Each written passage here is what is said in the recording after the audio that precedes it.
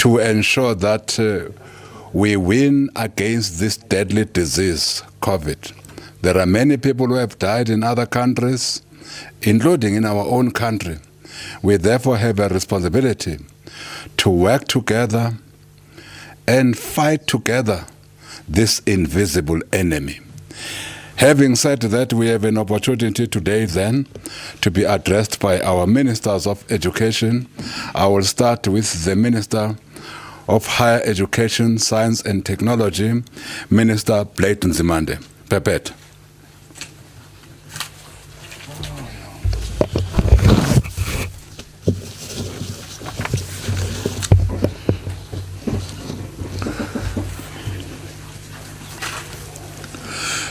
Thank you very much, Minister Mthembu Mvelase. I am also taking this out because I was told by my sister who has got hearing challenges. She was watching me on television the other day. She was so frustrated that if you speak with a mask, I can't read your lips, and it helps me to understand what you are saying. And then it also struck me, by the way, there are many other South Africans who are in the same situation. So that they are party to this, it's because we care about our people with disabilities. So it's not out of being ill-disciplined in taking out the mask. Program Director Babu Mvelase, Minister Mthembu, Minister of Basic Education, my colleague, Angie Motshekga, the two deputy ministers for higher education and basic education and senior management, members of the media, and to all our stakeholders out there, including students and parents and all South Africans. As you know, South Africa has entered into uncharted territory in confronting the aspects of the COVID-19 pandemic. But we are drawing on our long history of struggle against adversity to overcome this unprecedented challenge. Like all the other sectors in our society, we have been forced to take immediate and drastic measures to contain the spread of the virus and ensure our students and staff are protected. The essence of our challenge can be put thus: we are constrained by the very same challenges we seek to address, which is poverty, inequality, and unemployment. Ngesintu, Mvelase, siqinywa yiyo le ntambo okufale siyisebenzise ukuze sikhwele siye phezulu. From the moment the President declared the COVID-19 pandemic to be a national disaster, on Sunday, the 15th of March, the Ministry of Higher Education, Science and Innovation, in conjunction with institutions, have put all our post-school educational institutions on early recess and effectively suspended academic activity. Today, the Ministry will be announcing measures in the context of the national COVID-19 measures announced by the Command Council on Wednesday, 29th April 2020. All the measures to be identified herein follow within the strategic logic of the national COVID-19 management strategy and is informed by three overarching considerations as captured in our thematic focus, #Save the Academic Year, Save Lives. Firstly, whatever we do in the post-school education and training sector, our responsibility is to lower the infection curve. That's our overriding concern. Secondly, we must save the 2020 academic year, but not at the expense of lives. Thirdly, our efforts to save the academic year must, as I say, avoid worsening the infection curve. We will be implementing a risk-adjusted strategy for the entire post-school education and training sector based on the national COVID-19 management protocols. and will direct and manage the way institutions carry out their academic mandates at all times within the strategic policy framework. On the 2020 academic year, guided by the work and decisions of the National Command Council, we've decided not to resume with campus-based academic activity throughout the post-school education and training sector, including all universities and TVET colleges, both public and private, during the Level 4 lockdown period, which starts tomorrow. The only exception will be the controlled return of final year clinical training students. It's mainly medical students who will also return under strict conditions to also directly assist with the health management campaign of the Department of Health. The risks of a return to normal campus-based activity for thousands of students and staff are simply too great and cannot function successfully outside of the national context of a general lockdown. In fact, to be specific, our formal institutions in the post-school education and training sector are made up of 2.5 million students. That's a big number, although far less than basic education. Universities and TVET colleges do not operate in a vacuum, but in a historically specific context. Against this background, and with the endorsement by the Command Council, we have decided that the current period from the 1st of May until South Africa transitions or moves into the lower levels of the COVID management strategy, we will use this period to put a number of critical interventions in place across our post-school education and training system. It will include the following. We will be developing and implementing effective multimodal remote learning systems, which will include digital systems, analog and physical delivery of learning materials, to provide a reasonable level of academic support to all our students at all institutions to resume academic learning and teaching support. In other words, the fact that we are not opening campus-based does not mean that we're going to sit back. We are going to be working during the month of May flat out with a view that as soon as possible, we are able to resume multimodal remote teaching and learning activities. As we are in an unprecedented emergency, we have to use all available tools to reach our students, fully cognizant that it will not substitute the need for contact learning when conditions permit. We are doing this. We want to make assurances to South Africa today. No single student or institution will be left behind in our strategy in terms of ensuring that we do all we can to complete the 2020 academic year.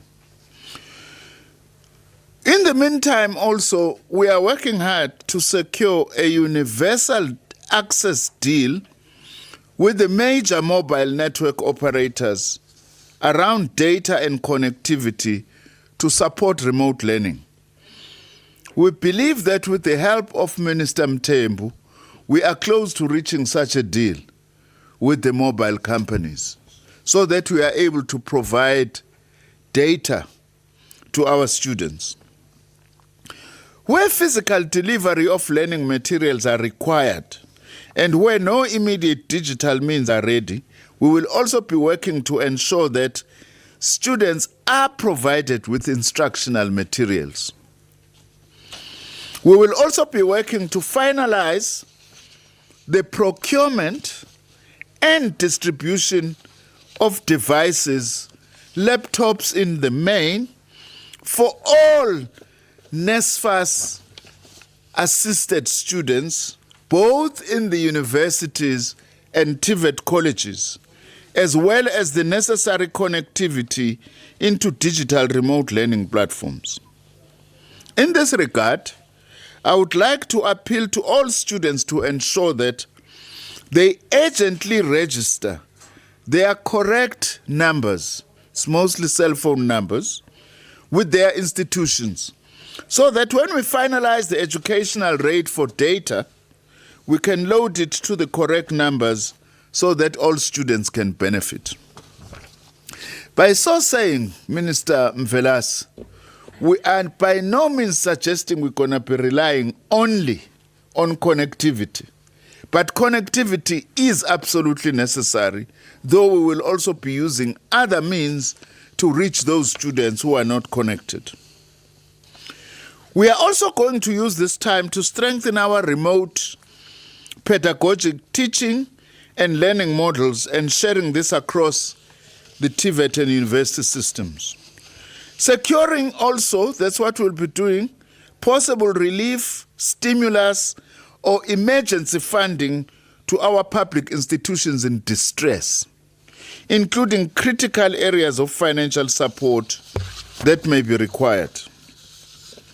We will also be forging a compact for an equitable economic transformation that will ensure the advancement of the economic position of women, youth, and persons with disabilities, and that which promote localization and industrialization of our economy.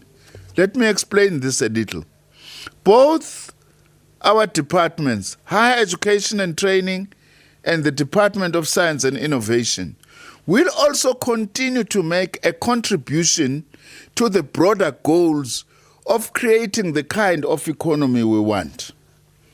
That is why some research work is being done now by some of our science councils and some of our institutions in order to support the goal of dealing with all challenges that have now been created by this COVID-19 situation. But also, between now and the whole month of May, we'll be preparing all our campuses with deep cleaning and biosafety protocols to ensure readiness for eventual return of students and staff. And we want to say this, in the provision of personal protective equipment and cleaning materials and all that, we will be prioritizing procuring services from small and medium enterprises and cooperatives so that ordinary people are also part of this effort and they are able to benefit from that where possible. We are also going to be forging strong partnerships with both the Departments of Health and the Department of Basic Education to coordinate all efforts to successfully and safely implement the 2020 academic year and the phasing in of 2021 academic year. Our intention as a sector is to use this phase for planning and preparation at all our universities and TVET colleges and the mobilization of resources. Our collective efforts during this period remains that of putting appropriate remote learning support systems in place for all our institutions, using whatever means available whilst preparing our institutional capacities for eventual return of students and staff once conditions permit. When students return to campuses, protocols will be in place for the maintenance of physical distance, access to hand sanitizers and protective masks, and continual deep cleaning of facilities. In addition, reopening will entail the 360-degree screening and or testing of staff and students with environmental cleaning of campuses and residences. We are also identifying sites for quarantine facilities in or near our institutions as may be required. We will also be providing mental health support and other forms of support necessary for staff and students throughout. Sorry. My apologies. I need a little bit of energy for the throat. In a joint effort, Higher Health is our entity that was formed originally by universities. Now it has been extended to all our TVET colleges. Higher Health, supported by the Department of Health, the National Institute for Communicable Diseases, the Vice Chancellor's Association known as USAF, and the College Principals Organizations, and others, who have developed a comprehensive and clear set of PSET guidelines on managing COVID-19 in the sector post-lockdown. I therefore would like to take this opportunity to announce that these guidelines will be distributed formally to all universities, TVET and community education and training colleges and other subsectors for implementation. On the National Student Financial Aid Scheme, NSFAS. NSFAS funding for all students will continue while the academic year is underway. Even now, during the lockdown, NSFAS funding is continuing. We have not stopped it. The likely extension of the academic year will require additional funding to maintain allowances for students while they complete the academic year.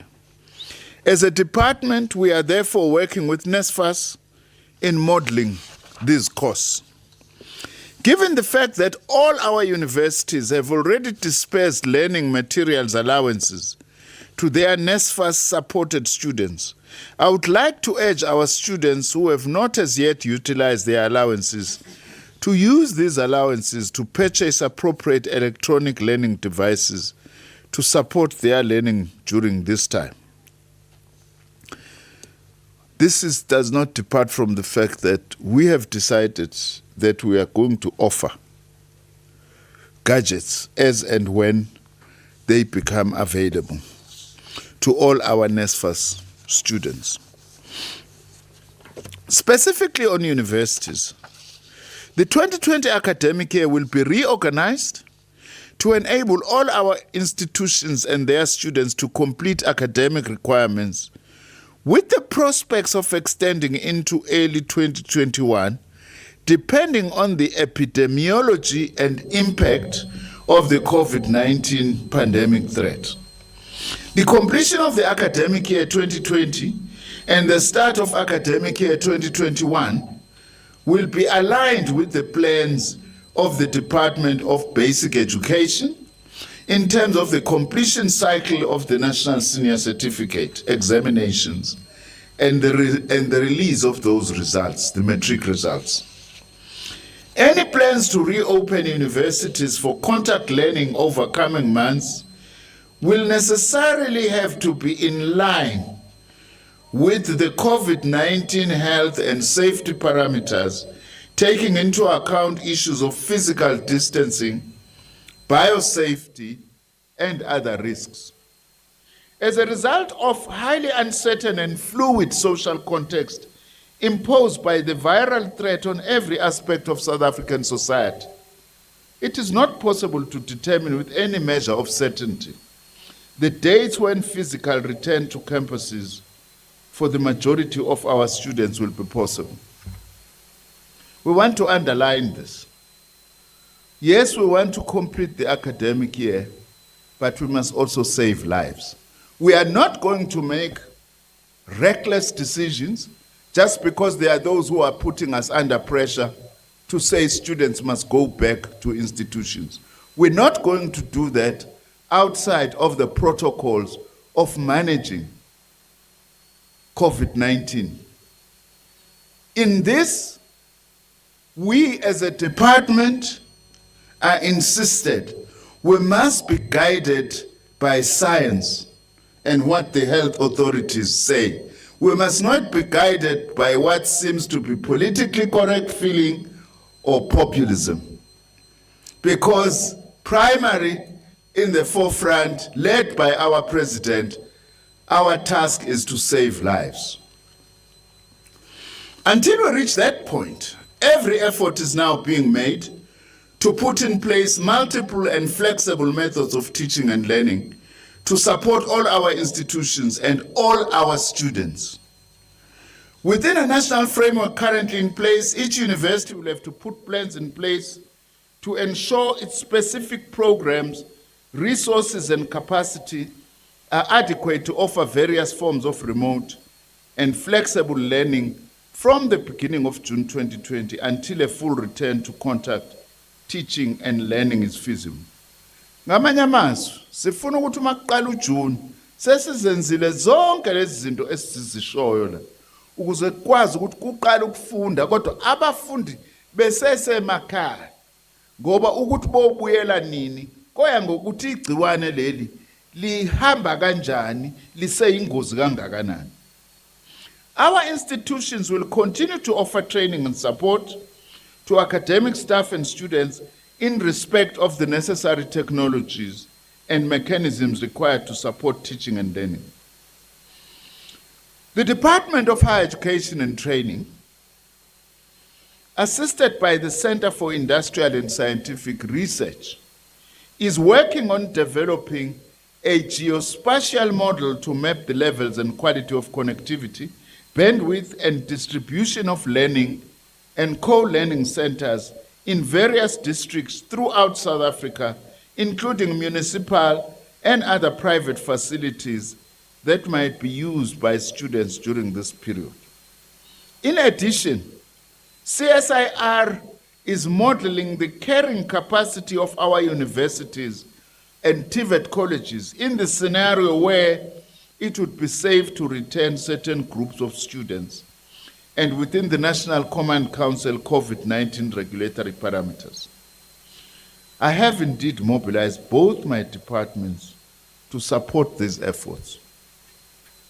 Once completed, this work should help us to better plan future normalization of activity on our campuses, whilst in the current period being able to access, where appropriate, decentralized learning facilities in various districts for study purposes. Sizofuna zonke indawo la abafundi bengakwazi ukuthola khona usizo, noma ngabe kusemakhaya noma ngabe kukuphi, ukuze sikwazi ukuthi sibathole la bekhona ukuze bakwazi ukuqhubeka nokufunda noma besekhaya. As a department, we are aware that the COVID-19 pandemic has created new significant financial pressure on universities. One such aspect which incurred significant losses as a result of the lockdown is the stalled infrastructure projects on our various campuses, including student residences. I am pleased to say that in order to unblock this, government has made a provision for controlled relaxation to enable essential educational infrastructure projects to be resumed from the 1st of May, subject to adherence to strict health protocols. In the interim, we urge our universities to negotiate reduced liability terms with contractors.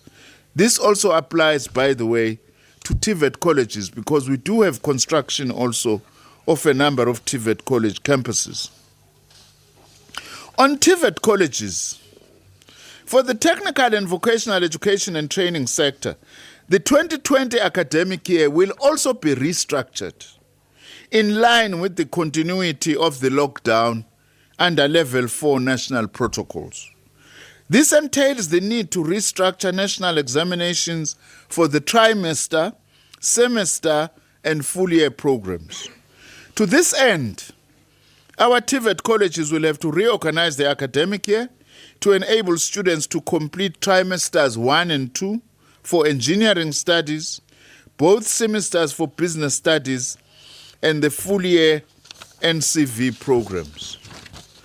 Trimester 3 which should have taken place from August to November 2020, will be deferred to a date to be determined after consultation with stakeholders.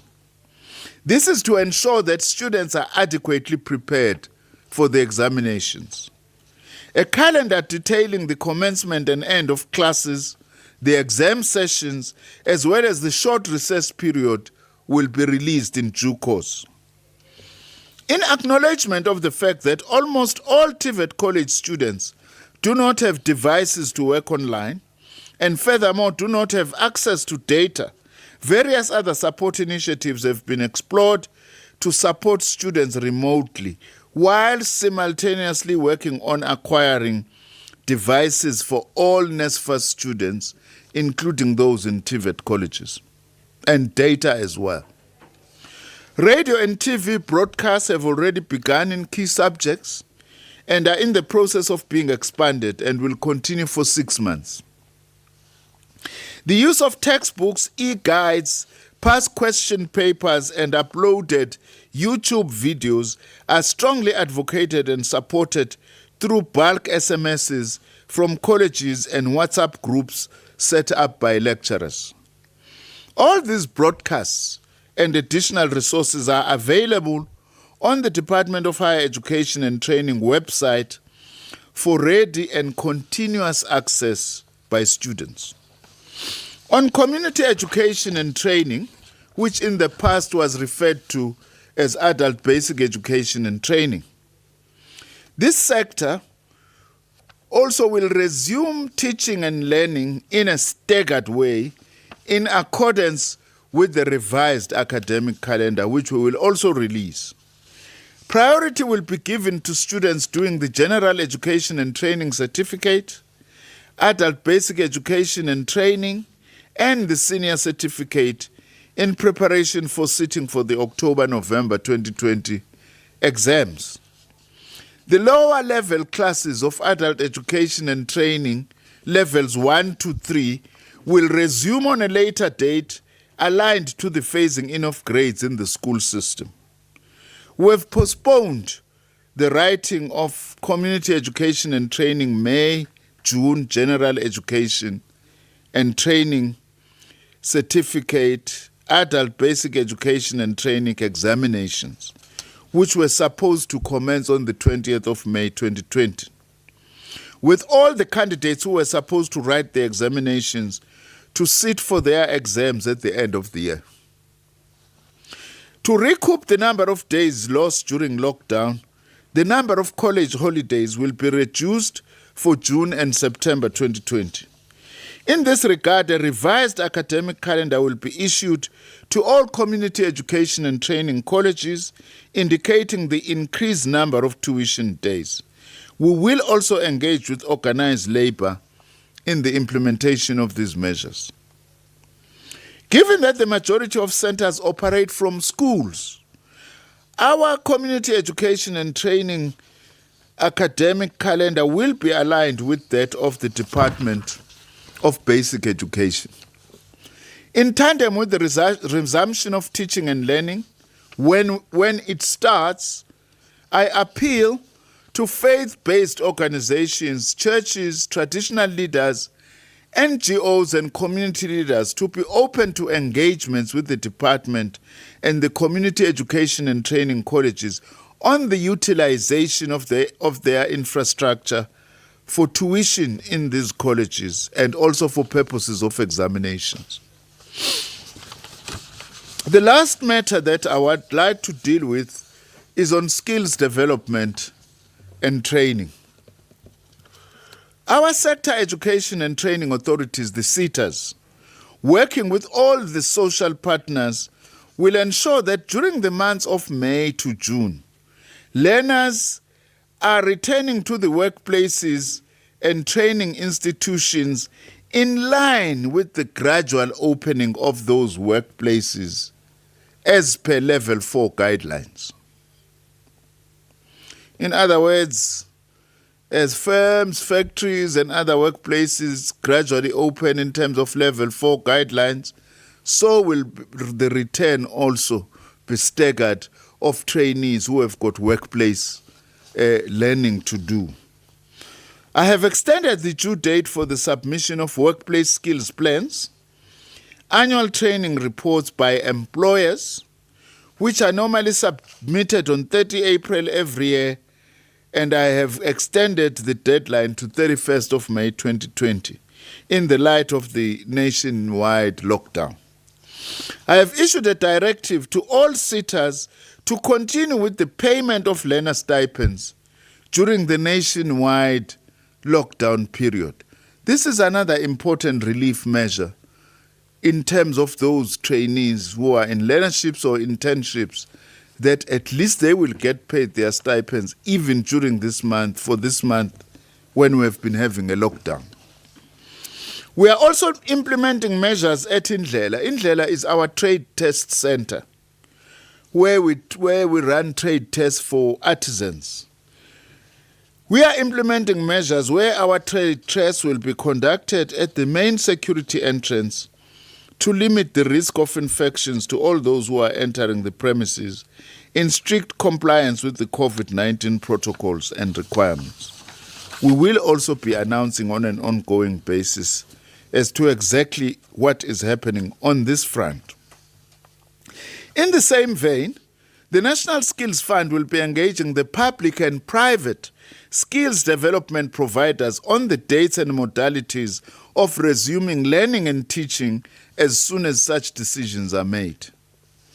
As a department, following a request by NEHAU, one of our trade unions, and working together with them, the National Institute for Communicable Diseases, as well as the Health and Welfare and the ETDP SETAs, we are developing a concrete plan on the training of various categories of frontline workers, particularly those working in our health facilities and other industries, as part of the COVID-19 awareness campaign. We appreciate this role of the SETAs to provide training in support of the management of COVID-19. In this regard, I'm happy to announce that funding has been set aside for the training of almost 18,000 frontline health workers, the leadership and membership of trade unions, the shop stewards, and other workers who are dealing with occupational safety and health within the context of COVID-19. This training will take the form of information sharing sessions as well as technical sessions targeted at the above-mentioned groups. All these sessions will be online to ensure maximum coverage and reach. The training will also cover workers on night duty. In addition, and working with the Department of Social Development, I'm pleased also to point out that 1,210 unemployed social workers will be recruited and placed on a 12-month internship to work with our communities to tackle social distress and other psychosocial challenges facing households and communities during this difficult period. In conclusion, the extraordinary measures that we are announcing today to ensure a contingency plan is in place during Phase 4 lockdown have been enriched by the extraordinary contributions received from many South Africans, including our sector stakeholders, which includes the Universities South Africa, the South African Principals Organization for TVET colleges, the South African Union of Students, the trade union movement, student political formations, political parties, religious formations, and non-governmental organizations, academics, and scientists. We also have a ministerial task team representing most of these stakeholders that has been dealing with and is dealing with COVID-19 management, chaired by our Deputy Minister, Bhuti Manamela.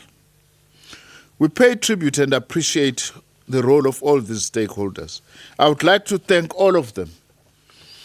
Your inputs as stakeholders has been very valuable to us and South Africa in general. What we are announcing today is largely guided by the understanding and the agreements that we have reached together. As a ministry and a department, will be constantly communicating with all our stakeholders on an ongoing basis, and also communicating with the entire nation through multiple platforms of communication on any developments within the sector, so that no one remains unclear as to what the post-school education and training system will be doing during this time. Thank you very much, Minister Mthembu.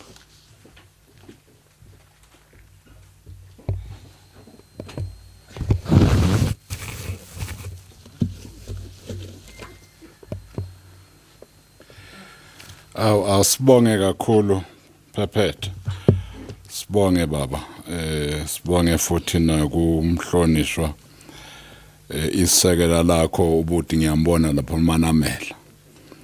Sibonge ukuthi nibe khona nani, sibonge kuSisirijana Mhawuli. Isekela lika Motshekga. Without any further ado, we'll call upon the Minister of Basic Education to come and speak to us. Minister Motshekga.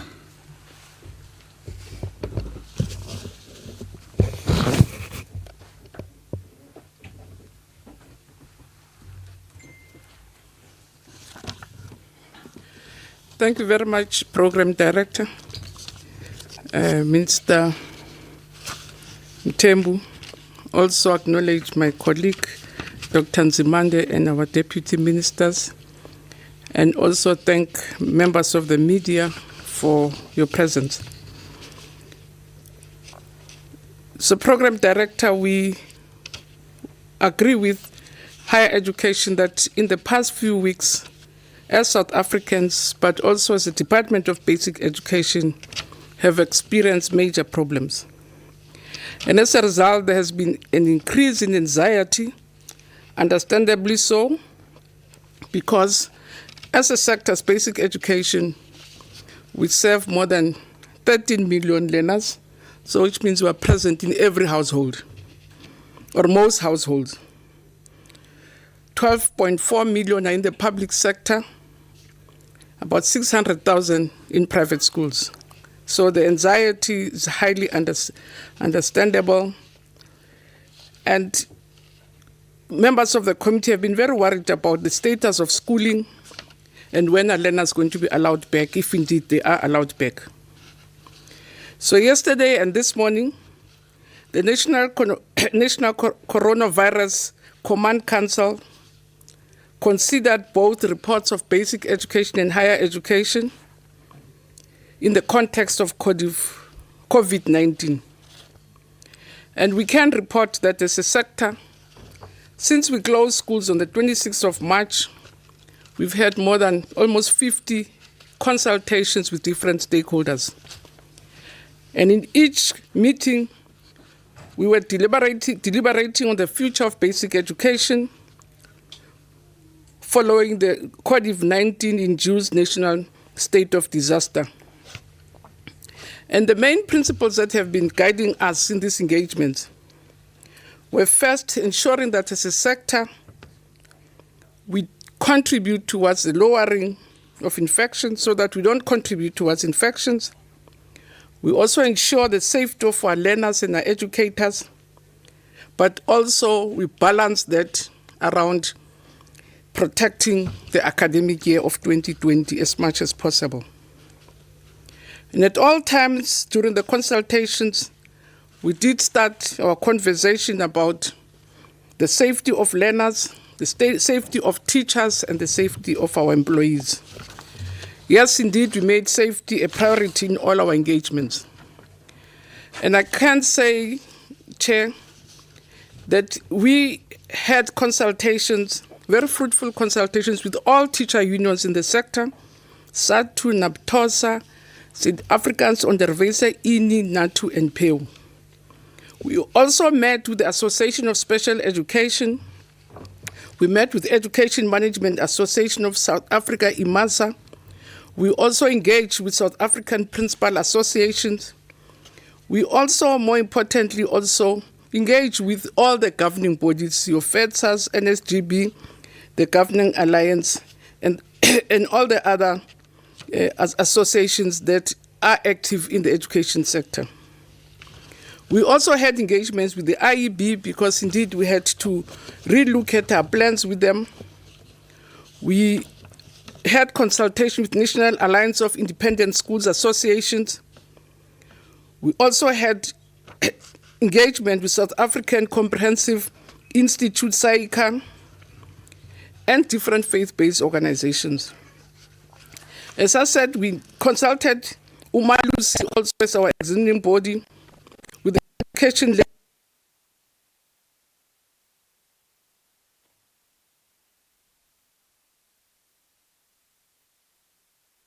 Apologies on that one. We've lost a connection to that briefing where we had the Basic Education Minister, Angie, Motshekga, giving feedback. Before that, we had the Minister responsible for higher education, Minister Nzimande, who was also making those announcements. So Minister Motshekga had just started her briefing really talking about the fact that there's about 13 million learners in all schools in the basic education department. 12.4 million of them are in public schools. Over 600,000 of them are in private schools. So she was explaining that since the country has been on lockdown, they've had over 50 consultations. This, of course, with the different stakeholders where they were talking about the issues around education, but most importantly, safety has been a priority for them in all their engagements to ensure that even schools were to resume, safety of learners becomes a priority. So she was explaining that they've had fruitful engagements with all teachers' unions, with all associations representing principals, for example, associations representing your school governing bodies, as well as the private schools like the independent boards as well as Umalusi. So just before that, as I said, the minister responsible for higher education and technology and science, Dr. Nzimande, was also explaining the risk-adjusted strategy that will be put in place. So I understand now the link is up and running. Let's go back to Minister Angie Motshekga. Whereas we had to finish the whole process of consultation, then consolidate the report, incorporating all the suggestions that have been brought forward. Minister, just hold it. I'm told that we have lost transmission. If we can have a sense, when did we lose so that we start where we lost? Are we back now? But when did we lose it? They didn't say. They are back now. Continue, Minister. Okay. So all our partners requested that the department should provide personal protection equipment. And again, in the full report, we indicate that we will indeed provide like face masks to all the learners in all the categories from quintile 1 to 5. They also insisted that we have to make sure that we provide awareness campaign to parents in particular, and agreed on the proposal that the opening should not be a one sweep opening. So I know parents were very worried that we said on the 4th their 7-year-olds will go to school. We never said that. We said we'll have a phased approach when conditions are ready. So we never said people will be there to say, what if my 7-year-old loses a mask? We also want to report, again, it's contained in our report, the work that we did since the closing of schools, not necessarily the lockdown, and even during the lockdown, to make sure that indeed we keep education going. And we have to express our grateful to our partners of the Department of Basic Education. We partnered with 123 radio stations, with 6 different television channels, and in total, those channels reach about 35 million people. And the initiative was ready to put in place an intervention to bring curriculum lessons to households across the country to assist learners as school remained closed. This was in bid to minimize the impact of coronavirus on basic education. In addition to the 13 radio stations of the SABC, which broadcast in all official languages, we had 110 community radio stations that were also involved in carrying curriculum contents on a daily basis. In addition, there were learner support programs which were aimed again at limiting the impact of the lockdown to the school calendar. And these initiatives are part of the broader efforts to prevent a total loss of school year since the lockdown was announced by the President. The radio lessons broadcasts do provide curriculum support lessons in various grades, including ECD, and some of the subjects which are covered include maths, physical science, English, foreign first additional language, life sciences, accounting, and there's a variety of African languages were also covered under the ECD basket. And learners were encouraged to check their local listings to the exact slots for radio. We also made available resources online for those who could access such online resources.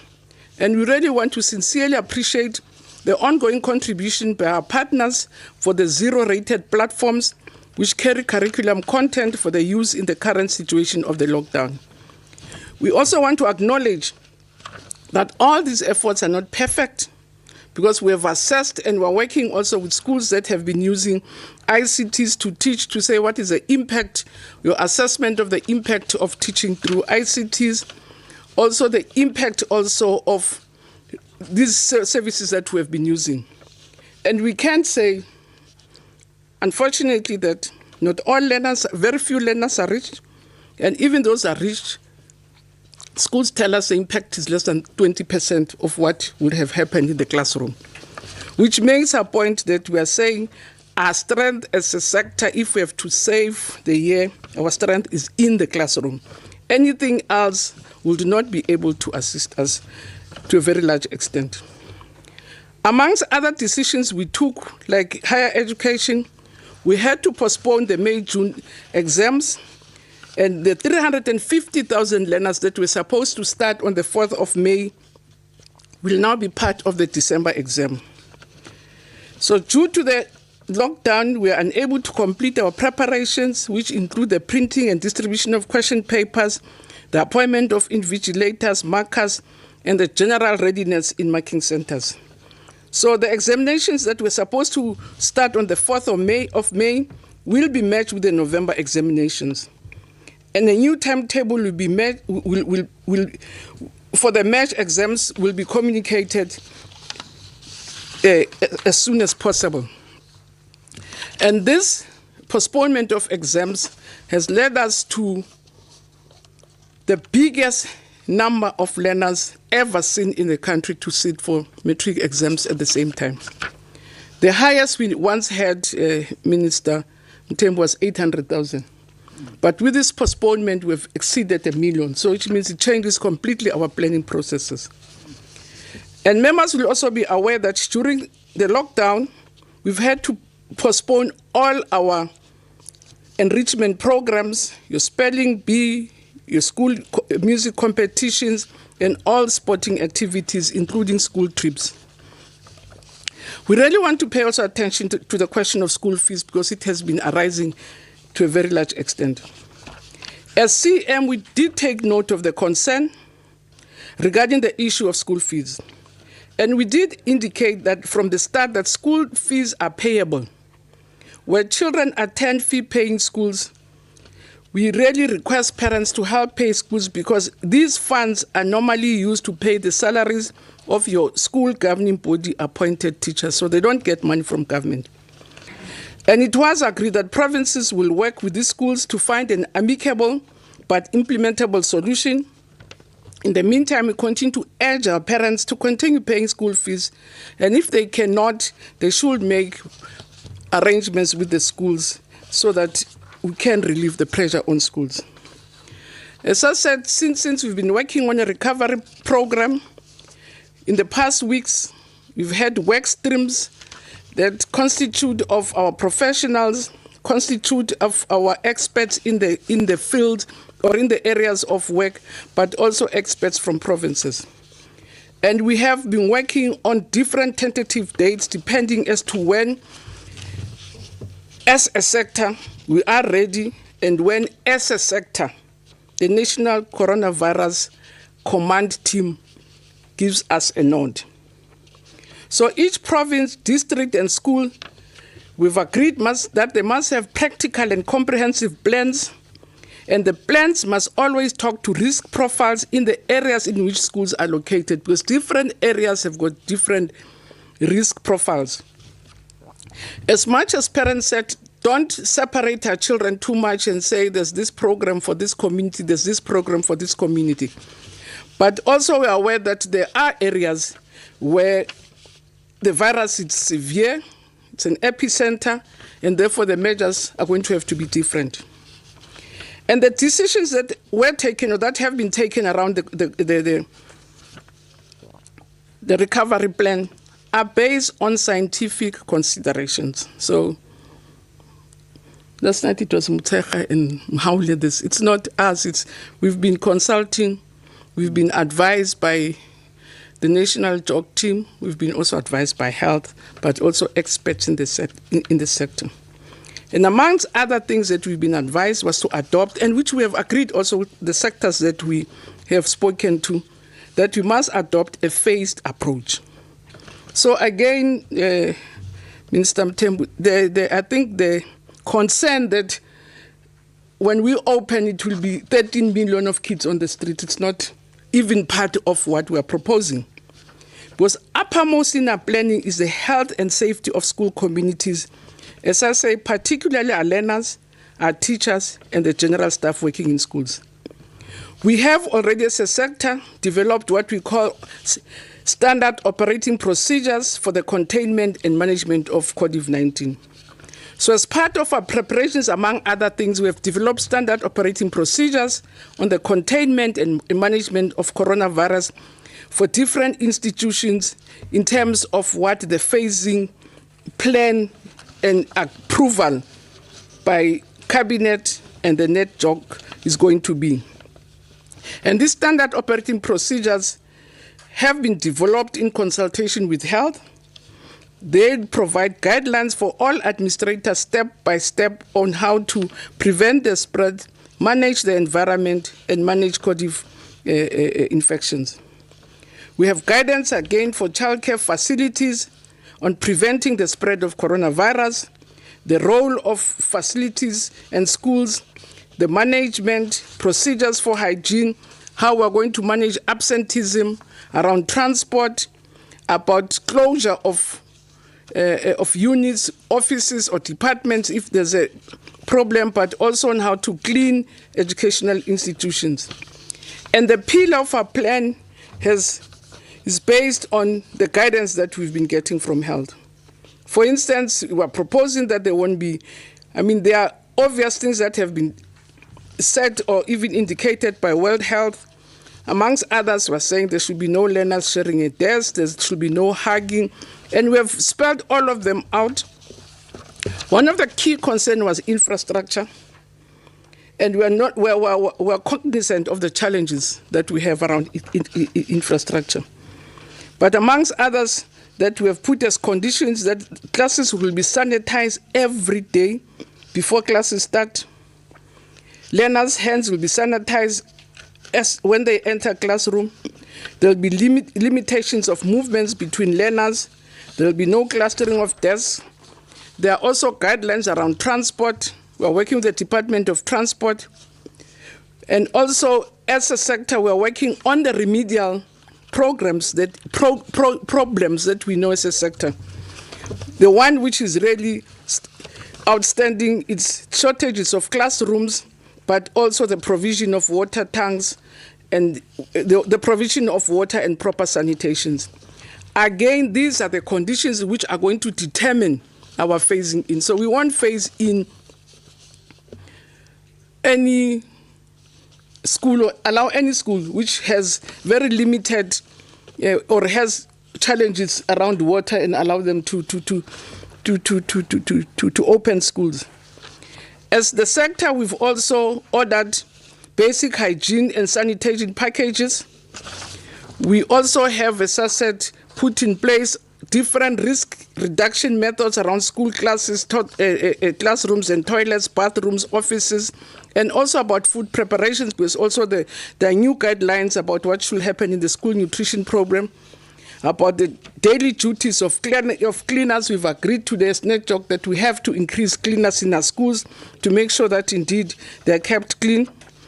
There are also programs, proposals around screening, that learners and teachers will be screened on a daily basis. And if they have raised temperatures, we'll be working with health in terms of isolation and testing. So again, the plan requires us, as we discussed in the National Council of Control Council, that all these plans have to be subjected to verification or approval by the departments of health, but also on partnerships with them to say, if we detect that a child, for instance, has a raised temperature, immediately how do we respond? So we have to align also our systems as departments and as government. Same with the Department of Transport. If they come across learners who are in privately organized transport by parents and they're on the back of a van, what is it that needs to happen? Again, in preparing for the protection of the year, we've also had a work stream looking on the curriculum recovery framework. And I won't get into it, but amongst other things, we've agreed that there must be, on the life orientation, there must be more information on COVID-19 to make sure that our children understand what is happening, on inclusion and equality, on a targeted approach, on size and scope. And we can confidently say, because some people are concerned to say if a child has been infected with corona, kids will call him corona. We've had to deal with AIDS in our system. And we've managed to contain even stigmatization, and we think we'll use those skills and those expertise. Because it's not the first time that we're dealing with a situation where there could be stigmatization. But more important, it's also to up our game around partnerships with the NGOs that we work with, but with different stakeholders, and more important, parents and educators. And educators themselves in the consultation have offered to sit on our committee that is going to ensure that we tick all the boxes. So they've also offered their resources and their expertise to make sure that indeed we can have a CODIV compliant environment. We are also aware that the disease has brought quite a number of problems, your psychosocial, your mental problems, and again, working with health, but using our own, in the main, expertise and skills, we are also gearing ourselves to get to that. Now, on the matter, I guess, the campus, Uchoni, Magazi Glendab, the school calendar. So I really, but we make work us so to rescale. Uskabali pause. The original school calendar, which we gazetted legally by law, opened schools in 15th January 2020, and it ended up on the 4th of December. That's a legal instrument. We then had to, with all this disruption, consider a different calendar which we'll have to gazette when we are ready. And in the proposed calendar, because on my own, I can't decide unless the NCC says, yes, you can proceed. But this is a proposed calendar that we're consulting around. So, Motshekga le Mhaule ba sonke qeto. Bana di pampiri ne tsamba bua le batho ka bona hore ke taba re bona tje. We were proposing that on the 4th of May, next week Monday, the sector opens. And we never said kids must go back to school unless Nata started. Because the questions that people are asking us are correct questions. Monday, mask. We have not received the mask. Is there sanitation? It has not happened. Have teachers been oriented? No, it has not happened. But for us to be ready, we need to open the sector so that the first group of officials go in and prepare all the things that people are raising as concerns, and very legitimate concerns. So we are just on the same page. We have the equal thinking capacity like yourselves, concerns and considerations. So ke batla ho ipheta taba ke re ka di4 ha re re bana ba esekolong ka di4 re keta pele ya le fapha e qale ho ya mosebetsing hore e tlo lukisetsa ho bulwa ha dikolo ka nako e o tla be re dumelaneng ka yona. So that's where the fourth come in.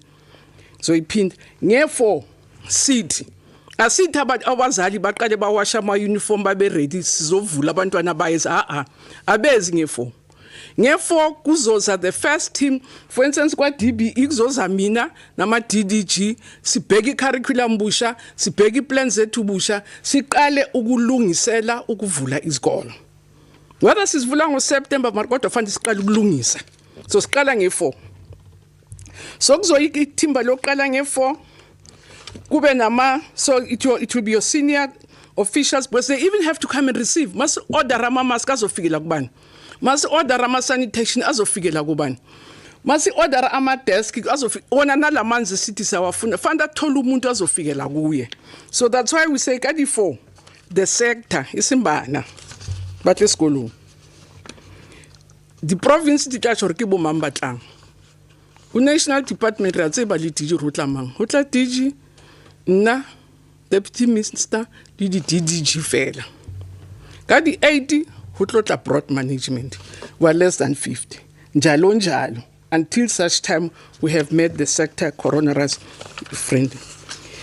And then we are proposing that ka di 11 ho tla school management teams that would have been prepared by the first team that goes in. Ka di 18 we start receiving teachers. We would have worked with teacher unions because we have agreed with them that we will not, they have given us conditionalities.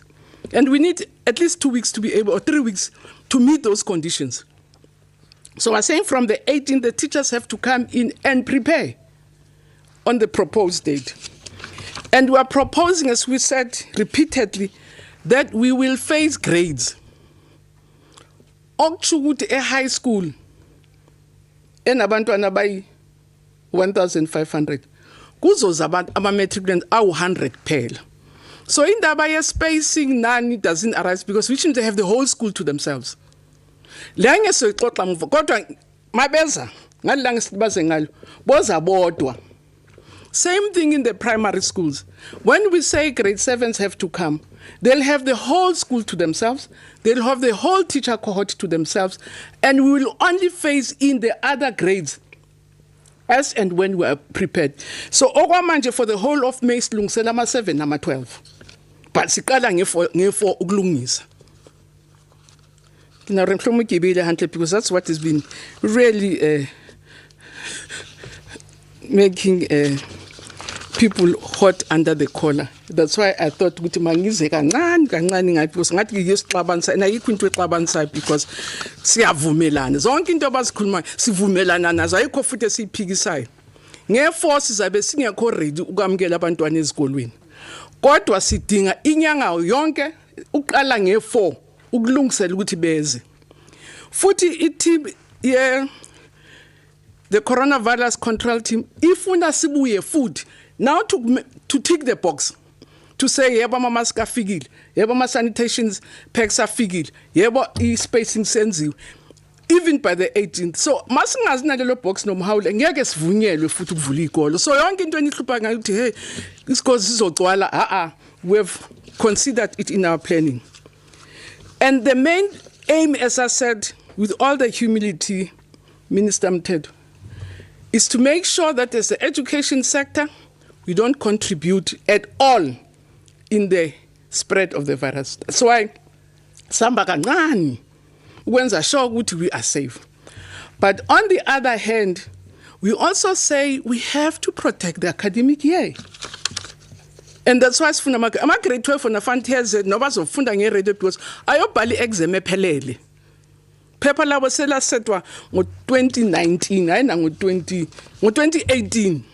Ngayida ngo-2019 iphepha labo lihlezi la lihlezi khona libalindile belingasi coroners kodwa bazolibhala linjalo. So it's the internal grades that we are working with provinces to say let's assess them depending on when we open on the percentage of the work that they would have done this year. Into esingazuyenza futhi bangahlali balale bathi akuzoba ne pass 1 pass all yona ngeke kube khona. Ngampani baphindi class. I pass 1 pass all yona ngeke kube khona. Yabayi kwi grade landela kungabhalwanga. One way or the other, the internal grades. Sizothatha umsebenzi.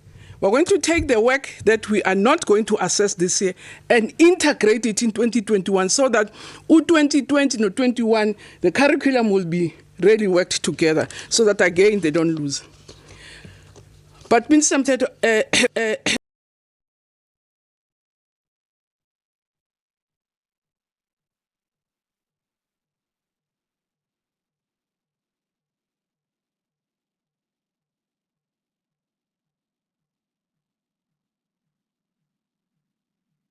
in almost all our districts, there's been theft, vandalism, so that njengoba sihlezi kukodwa nje sithi nje simele corona kanti sothola seyaneyikolo mase sisiqeda ngale corona. There have been incidents of vandalism, of burglaries taking place all over. Our ICT equipment is going. The food that we left abruptly has been stolen. And Umlazi, for instance, has been the worst hit with 41 schools affected, just as a district. And we say we're extremely concerned by this level of criminality and are really appealing to communities. And I have to thank my colleagues, Minister Twele, for assisting us as much as possible in this crisis. So I want to conclude saying ikhuluma indaba ye4. Ezinye sizazizwa ukuthi i4 asiye esikolweni. Kuya abasebenzi. Bayenzani? Bayolungisela abantwana ukuthi beze mabeza. Okusemqoka njoba sisho esikubeke phambili. It's the safety of our children, the safety of our workers, but also balancing that with protecting the academic year 2020. And logo ngeke siretse ka bohlaswa re keke ra yetsa ka o hloka kelelo re tla yetsa ka makgethe a makalo a tla etsang hore ho ska ba litsietsi dikolong tsa rona so ke batla o tisa seo le hore mhlomong ha batho ba utlwe re bua ka di4 mhlomong o le a hloka mo rile ra ska ra khona ra qakwa ke leleme ra ska khona o itlhalosa hantle. So ke leka ka hore ke tlalose ka mong ka khonang ka teng hore di4 ho tla ba sebetsi le bona ha ba tlotla ka ofya ka nako ile nngwe ho tlotla ba tlatla ka maemo a bona ba tlatla ka nako tse fapaneng empa se tshwantse ba setse go re thusa go re sebedisane mmoho le healthy hore dikolo di khone ho bula. So I really want to ensure our stakeholders that the implementation plans are informed by 3 principles: not spreading the virus, not endangering the lives of our educators, learners, and workers, but also protecting. So that's the balance we're trying to seek. And as I say, the phase in is monitored. It has to get an approval of cabinet. What we have been doing with the documents that we either leaked or published, and we will put so that kungayi ngothubani wazibani othola information sesoyifaka ku website wasicacile ukuthi there is really lots of support that and interest in the sector. We will work with the DG to put today's because I can't give all the details here on our website, and people can visit the website and get the full plan of what we are proposing. But I want to really most sincerely thank our partners. They've been extremely helpful. They've guided us on a number of things. There were blind spots that we had during the planning. For instance, the Council of Learners with Special Needs, and in particular DEFSA, said, no, your mask covering mouths doesn't work for us as a sector. Please make sure that you have your see-through masks, and it has been very helpful. Really in areas where we had the blind spots. We've also agreed that we will establish COVID-19 control teams in every province, in every district, in every circuit, in every school, so that parents are represented on the council, teachers are represented, officials are represented, to make sure that everything, we tick all the boxes. We also think we'll have to intensify our communication so that we don't find ourselves misunderstood, I think, or misquoted or misread. The way I think we really had poorly communicated in the past few days, that what we presented at the portfolio committee was a consultation document, not a decision. A decision about what is going to happen finally is going to come from cabinet. We're having a document through which we're consulting and getting people's views. And the other area we're misunderstood also is whether we have not taken to consideration all the proposals. They are there. And they are forming part of the plan that we are working on in the month of May in preparing for the opening of schools. So I want to thank our partners, and it is our view that I think from this crisis we're gaining a lot. We're gaining lessons about ICTs and are learning or are finding ourselves forced to do things differently. We've been using ICTs to support classrooms, not ICTs to be teaching tools. But it's quite clear, moving forward, we have to re-engineer our processes. And we believe that with collaborative effort, with partnership, we can and will overcome our difficulties. And we appeal to each one of us to work, to cooperate, and ensure that we put the interest of our children, our educators, and our workers a top priority, bearing in mind that as a sector, we have to make sure that at all costs, in whatever we do, we are not going to be responsible for the spreading of the virus. And we are taking counsel, advice, and information from all sectors, from researchers, from experts, and all other people, including just ordinary parents, on what they think should happen. So, Minister Nyabong.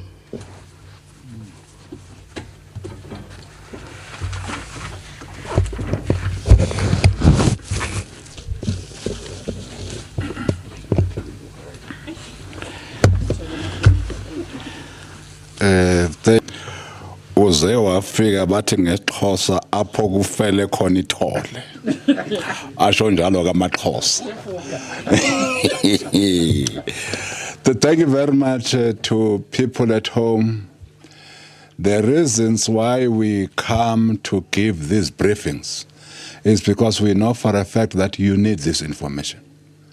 Many of us are parents, many of us might be teachers, many of us might be pupils, many of us might be students at various universities and TVETs. So the information that was given here has been very, very helpful. So without any further ado again, we will then get to questions. Now, Sis Angie and Babu Mpepet, you have not been here for some time. We have now gone virtual. You'll hear people asking you questions from somewhere. Others will just send us their questions through WhatsApp. That we are connecting with all journalists throughout the world. So we will start. Are we having? Okay, we'll start with our WhatsApp team. Do we have questions now? Yes, Minister, we have. The first 5 questions are directed to the Minister of Higher Education. Okay. Only the first 5 of many. The first one is from Stetsele from the Sunday Times. And she has 2 questions. The first one is, in terms of the procurement of laptops, the Minister mentioned that doing so for NSFAS students only. What about those who are not on NSFAS waiting for allocation for funding, or the so-called missing middle? How will they be helped? The second question is, Calls have been made for the provision of accommodation at university residences or elsewhere for those who do not have conducive studying environments at home, such as electricity or being able or stable network connectivity. Has there been consideration around that? The next question is from Sesona from News 24. The first one is, some institutions resumed remote teaching and learning a week ago. What is the department's take on this? What has the director from the department to institution been? Because it may seem that some students are now ahead of others. Will those institutions that have already rolled out online learning be asked to pause until such time that all institutions are ready, or will they be allowed to continue with online learning? Another question is, how does the department plan to reach out to students from rural areas? The third question is from Nomsa Motshekga from BBC News. Her question is that the minister mentioned that students must register their cell phone numbers in order to benefit from data deals. Can you please give more details in this regard? Where do they register, with whom, and what's the number to use? The fourth question is from Tidi Madia from News 24.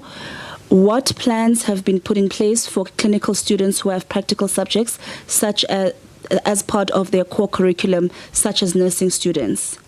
Can you say that again, sorry?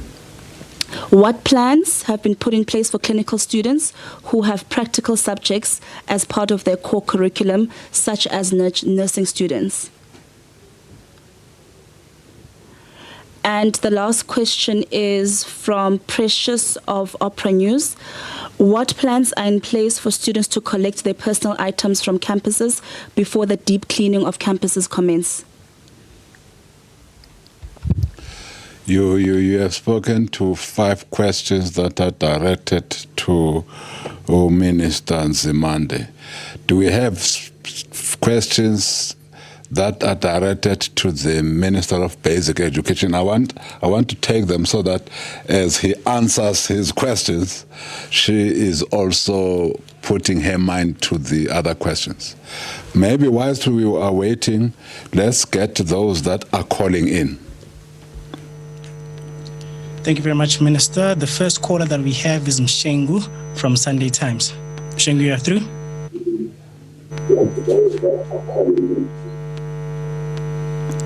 Mshengu, are you there? Awusiphilile baba, siphile njengosheleni. Awusho ke baba?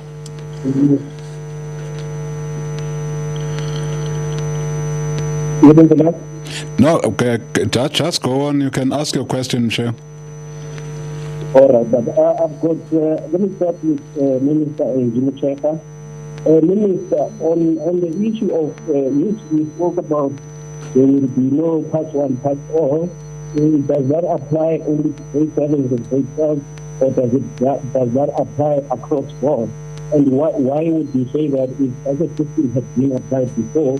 And in this regard, I'll make an example about 2007, when there was that longest public service strike in the education sector, whereby at the end of the year, the pass one, pass all was applied, particularly in the grades that are not so important, that being the other grades outside grade 7 and grade 12.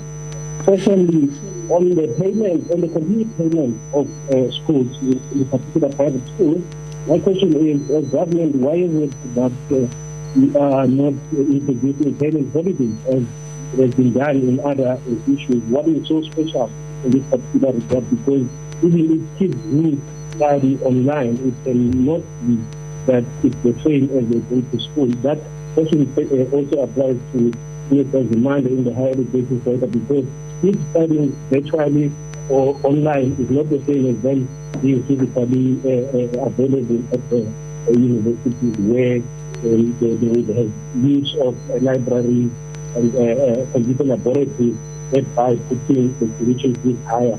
Is there a discussion around a reduction of tuition fees for school fees at the basic education level, or a payment holiday, especially given that a lot of parents also lost out on this particular crisis?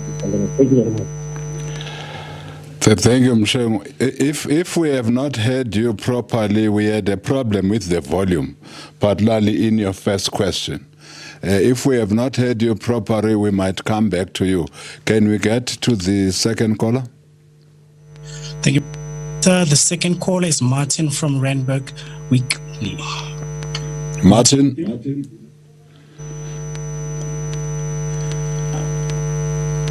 Martin, we are listening.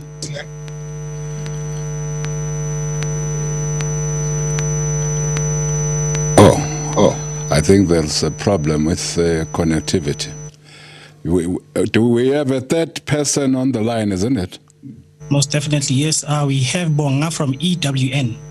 Bonga, you're through. Call from Randburg. Hello? Okay, who's speaking now? Hi, Minister. It's Bonga Dlwane from EWN. Go ahead, Bonga. Mine is from Minister Nzimande and also Minister Motshekga. Minister Nzimande, when you say the academic year will remodel and might even go into 2021, does that mean we can expect that the government will try to rush in 2021 academic year, or will there? I don't know what happened to you there, Bonga, but it looks like we lost you. Is it there? Okay. Now, we will come back to the colleague who's assisting us. Let's take two questions for Minister Motshekga, if you have them from our WhatsApp group. Yes, Minister. The first one is from Sophie Mikwena from the SABC, and she says the World Health Organization has recommended that people with health challenges and those above 60 are vulnerable. How do you plan to deal with this? Is this not going to affect the staff component in the sector? The next question is from Kyla from BBC News. What does the minister believe might be the reason behind the spike in attacks on schools during the lockdown? And what are the department's plans to repair these schools? When will they be repaired? And can I just squeeze in one last question? Okay. Thank you, Minister. And then there's a clarity-seeking question from Vickers Berger from Netwerk 24. He's asking for the minister to confirm whether grade 7 and 12 pupils will be back at school as of the 1st of June, and should the school calendar that was approved by the NCC still need to be approved by cabinet as well? We start with Minister Nzimande. You have had enough time to ponder over those questions. Pepet.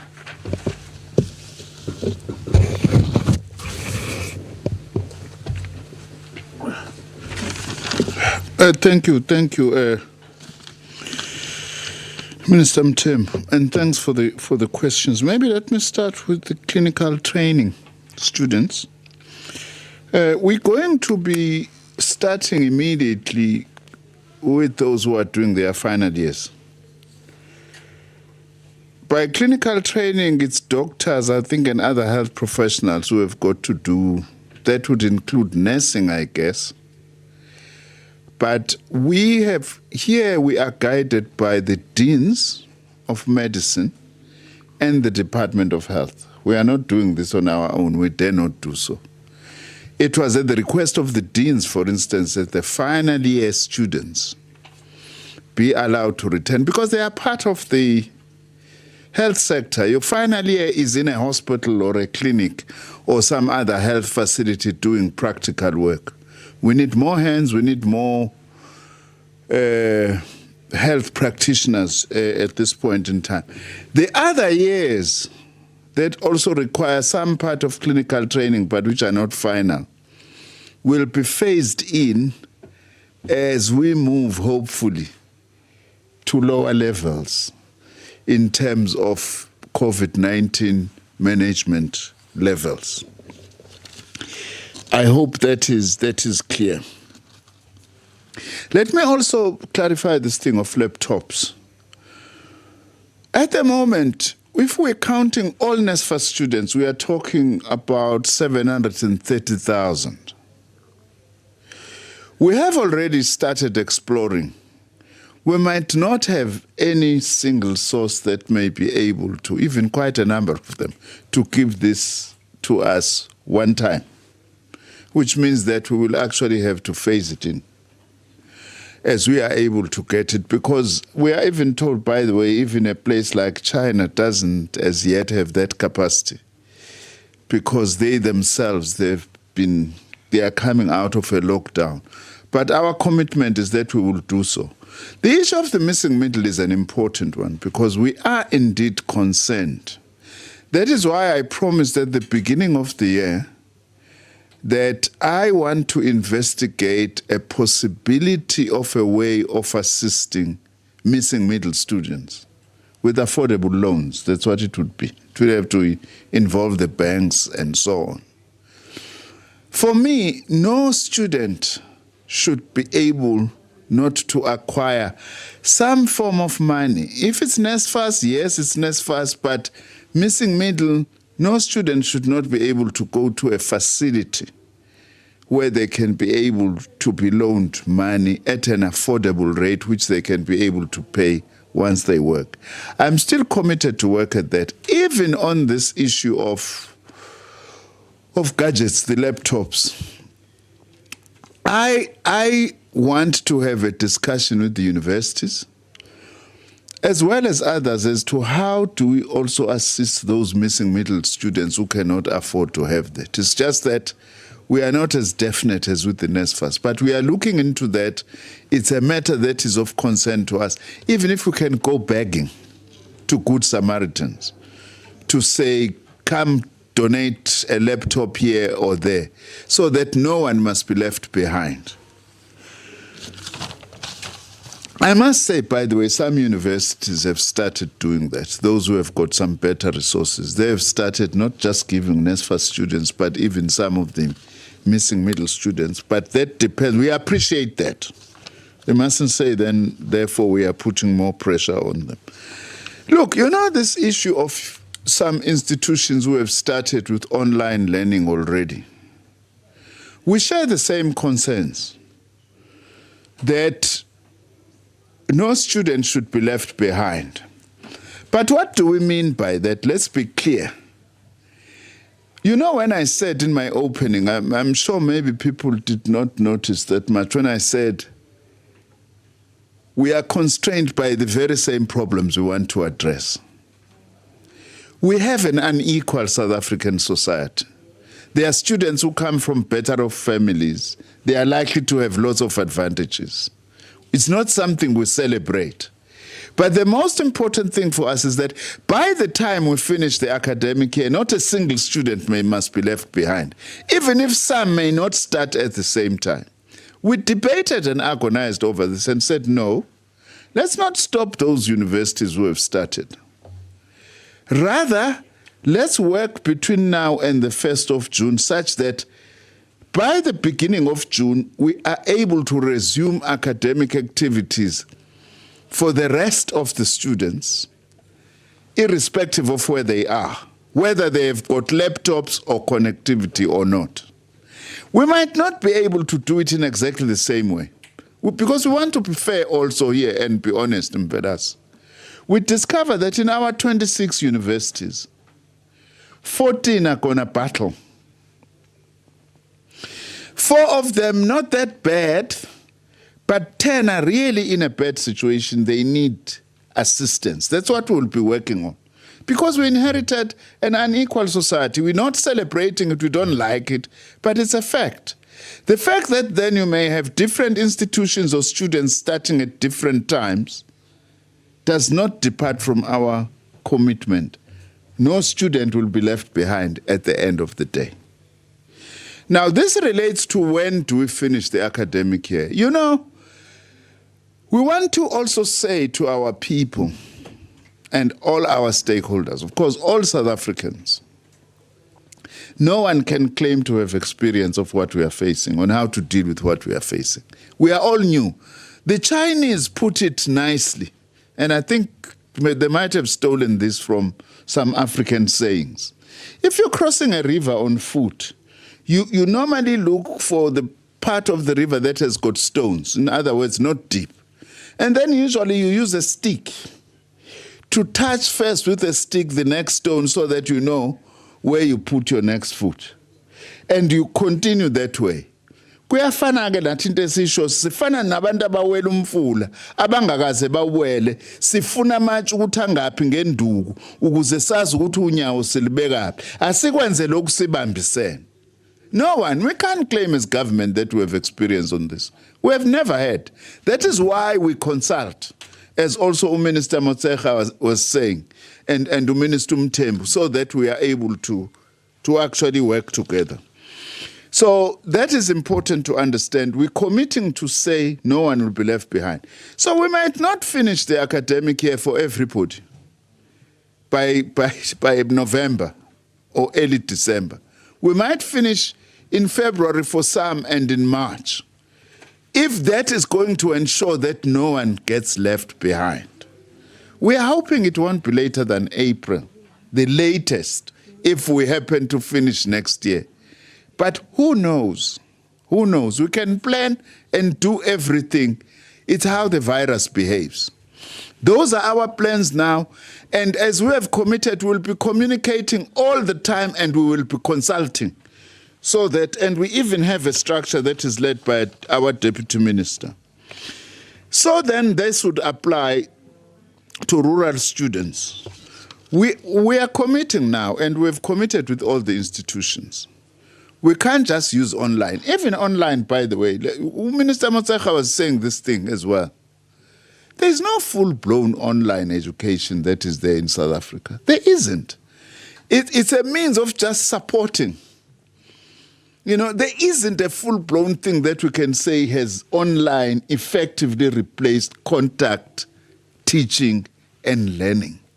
So it's one method. What we are committing to is that we will do all we can to reach out and to make material, to reach out to rural areas, even to students who do not have. We have experience with UNISA, for instance. We'll be engaging UNISA. UNISA, how have you been doing this with the post office and so on? The other way is to say, if we can't do that, we identify libraries and municipal offices in different districts to say students at least can go there. If they go there, they will be able to access A or B or C. So we are prepared to do that. It's not going to be easy. It's going to be tough, but we are determined because we don't want a single student to be left behind. On the issue of registration of cell phones, no, but whenever you register in a TVET college or university, you get asked your details, including your phone. All what we are saying, please make sure that your phone numbers are there, and also don't chop and change all the time, because that frustrates us. By the way, there are students now who do not get their NSFAS because we can't locate them because they've changed their cell phone numbers. We can't be able to reach them easily. That is all what we are saying. I want to say, by the way, Mvelase also, we now have virtually all the cell phone numbers of TVET college students. I think it's only 3 colleges that we don't have. For the 47 of them, we have all their cell phone numbers. We want the same with the universities as well, so that we are able to be in touch with our students, and also this fight we are fighting for data.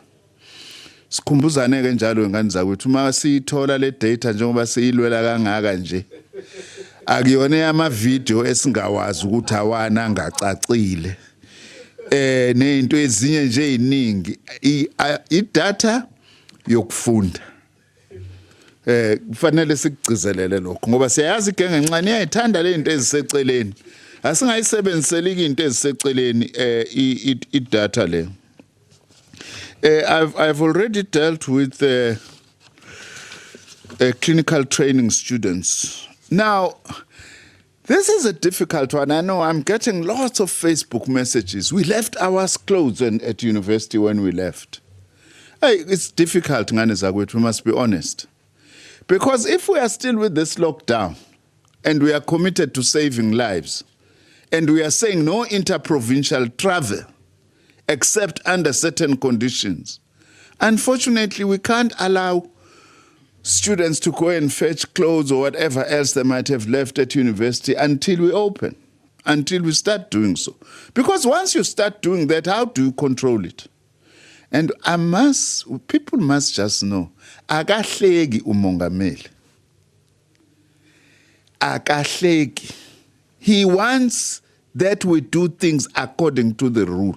And as ministers, we have to toe the line. No matter how sympathetic we can be. We can't say, well, today, hambani nolanda impahla esikoleni. We don't even know how many students. Kuzozana abangena impahla abayishiya basafuna nje ukuyocheck ukuthi konje kwakunjani eRes noma kuphi la ngihlala khona. We sympathize with you, but we cannot allow that. Learning materials, as we have said, we will do our best to deliver the learning material. Motshekga ngimzwanga wemvelasi. Uzophindela kuyena. Nobonga angimzwanga kahle hle ukuthi uthini noma mhlawumbe bekhuluma ngalento ka2021 ngicabanga ukuthi sengiyichazile. It's not our intention to go into 2021. But given the challenges we will have to go to 2021, hoping that it will not take the whole of 2021, a little bit of 2021 to make sure that no one is left behind. That's our commitment. No one, no student, no institution will be left behind. That's the commitment we make. Thank you very much.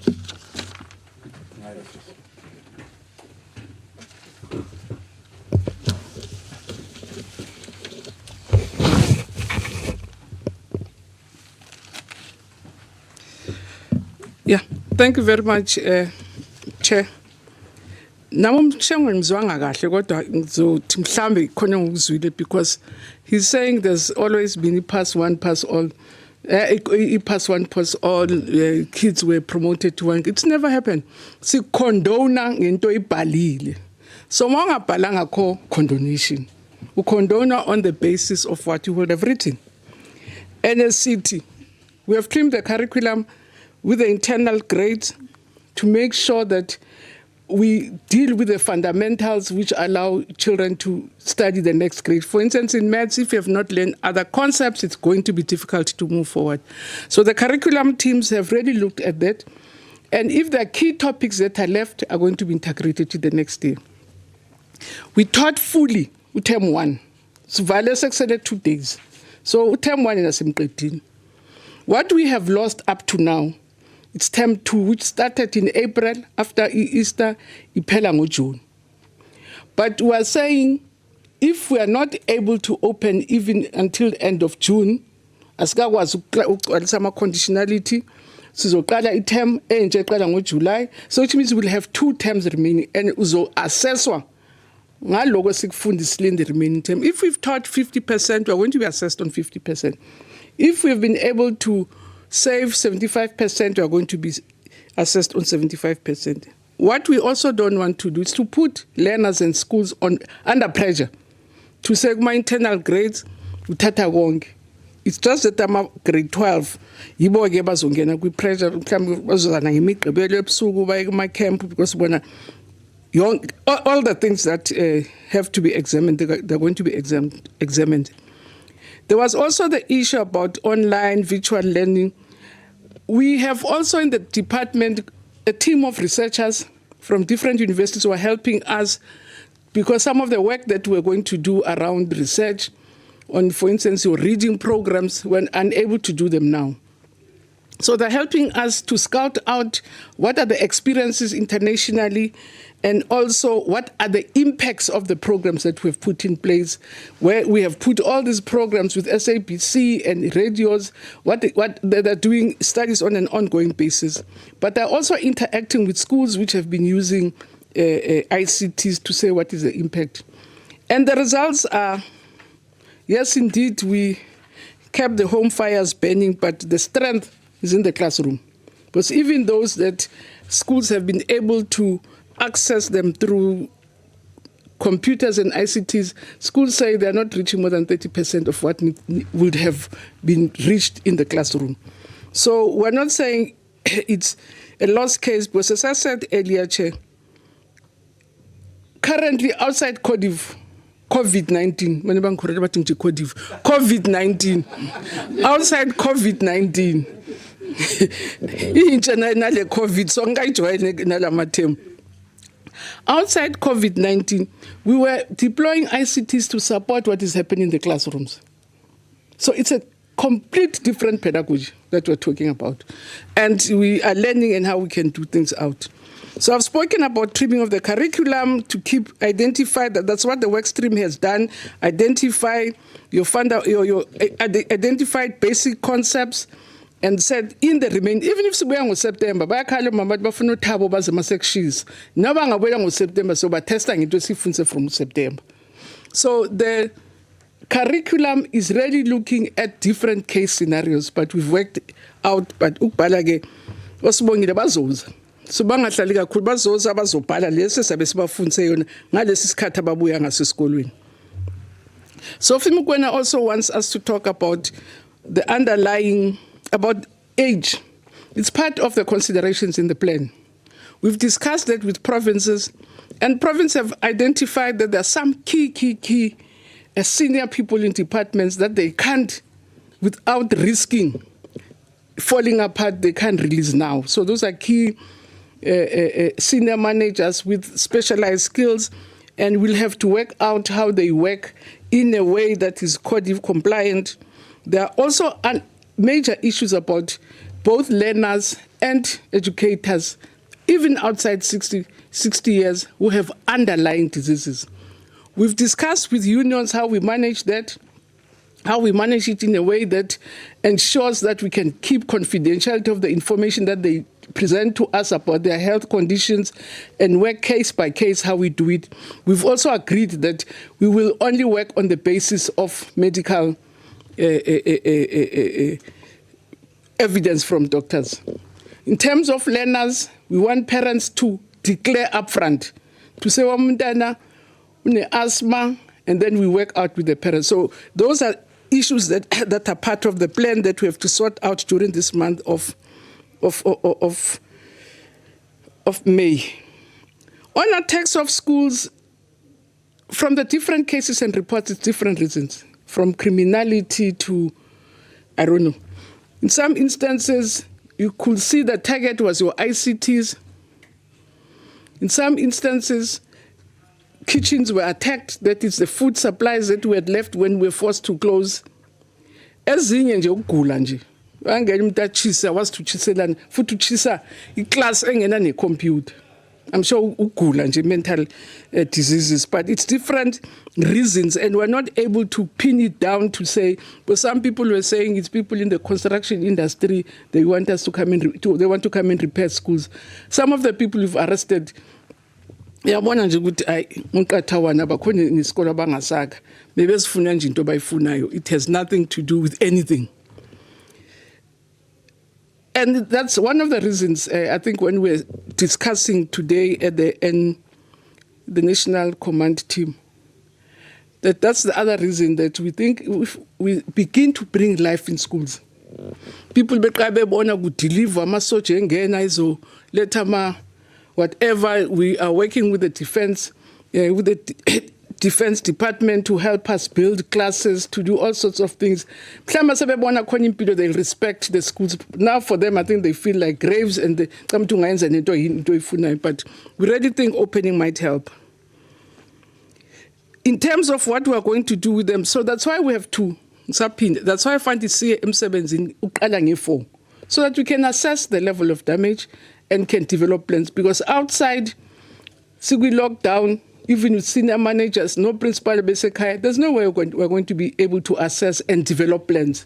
So those plans are going to be informed by us going there.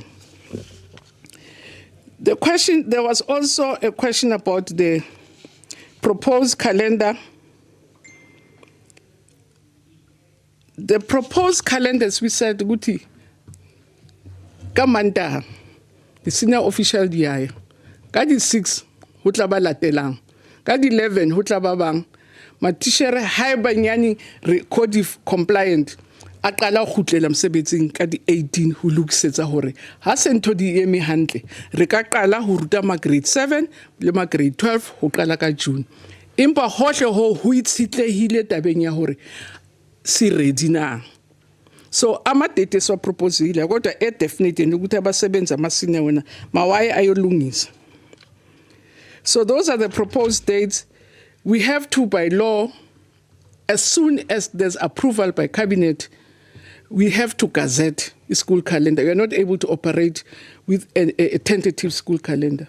But again, that will be communicated on an ongoing basis. So people wanted to know when are we going to go back. So I've put those dates to say, those are the proposed dates. The first cohort, if we're able to do all the things we're supposed to do in May, we're proposing that with the grade 7s and grade 12s, we start in June. It's a proposal. Because the NCC want us to come back to them, perhaps around the 18th, to tick all the boxes. To yebo ma gloves afikile, yebo social distancing yenziwe, yebo amanzi akhona, because we're working with sanitation, yebo amanzi akhona. All the people with underlying conditions, we know them, this is what we're going to do them. Teachers who have underlying conditions, we're replacing them, we have been able to substitute them. All of those have to come to the command team, but because we have to plan and work back, we are proposing that the 1st of June will be the first phase. And again, to remind, or to take advantage of Angle, because I think people have to really appreciate that we hear them, we note what they're saying, and in most instances, consider what they're saying. There's most advice to say, and there was no plan to say, so tata yonke 13 million so ifaka eskolweni ebusika. There was no plan. So some grades could even be phased as late as September. But there are also lots of balances that we have to make, and I think we have to discuss as a nation. Because when we open the economy, the young mothers, schools are not only for tuition. Schools are also for psychosocial support.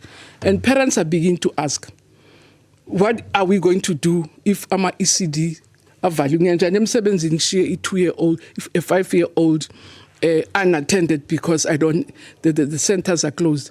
So we're going to have to keep on negotiating, getting advice as to say, what is it that we do? But at as soon as Nzimande is saying, every step of the way, we'll be listening, but we can promise you also, we will be sensible. Because sizozama ngakonke ukuthi singalahlekelwa njengoba siqhubha, because it's about safety abantwana bethu, safety yesizwe, but also ukuqiniseka nje ukuthi konke kuhamba kahle. So siyathembisa nje ukuthi sizovula amakhanda namadlebe.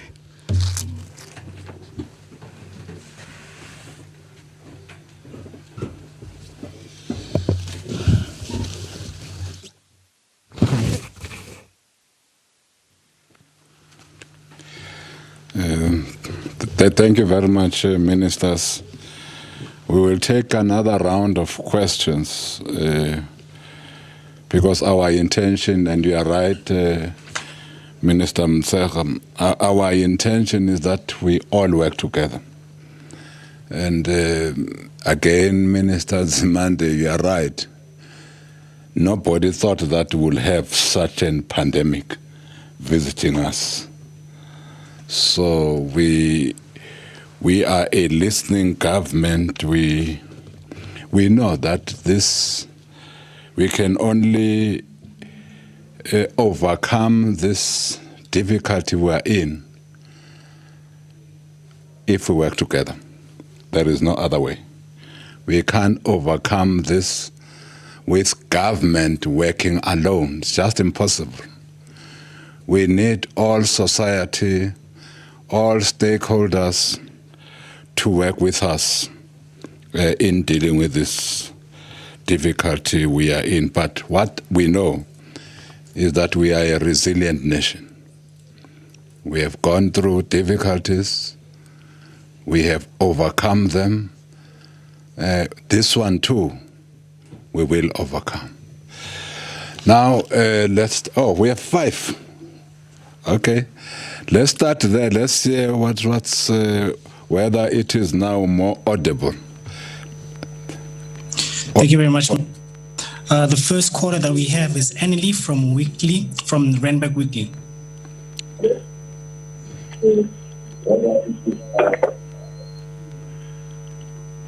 We are listening.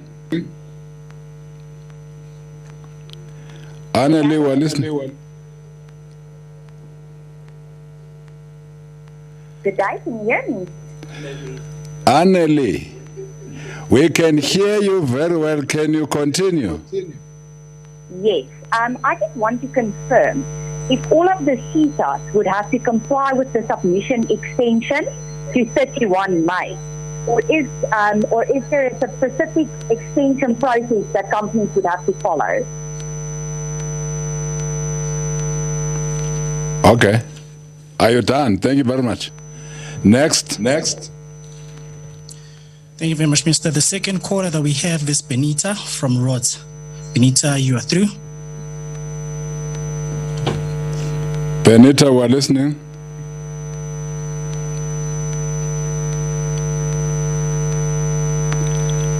Benita. Looks like we have lost Benita. Can we get to the next caller? Most definitely, Minister. The next caller is Raphael from Village News. Raphael, you are through. Raphael, we are listening.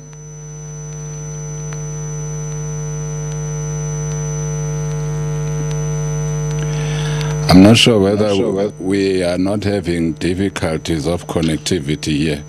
Pepet, you just spoke about connectivity. Now we have difficulties of connectivity.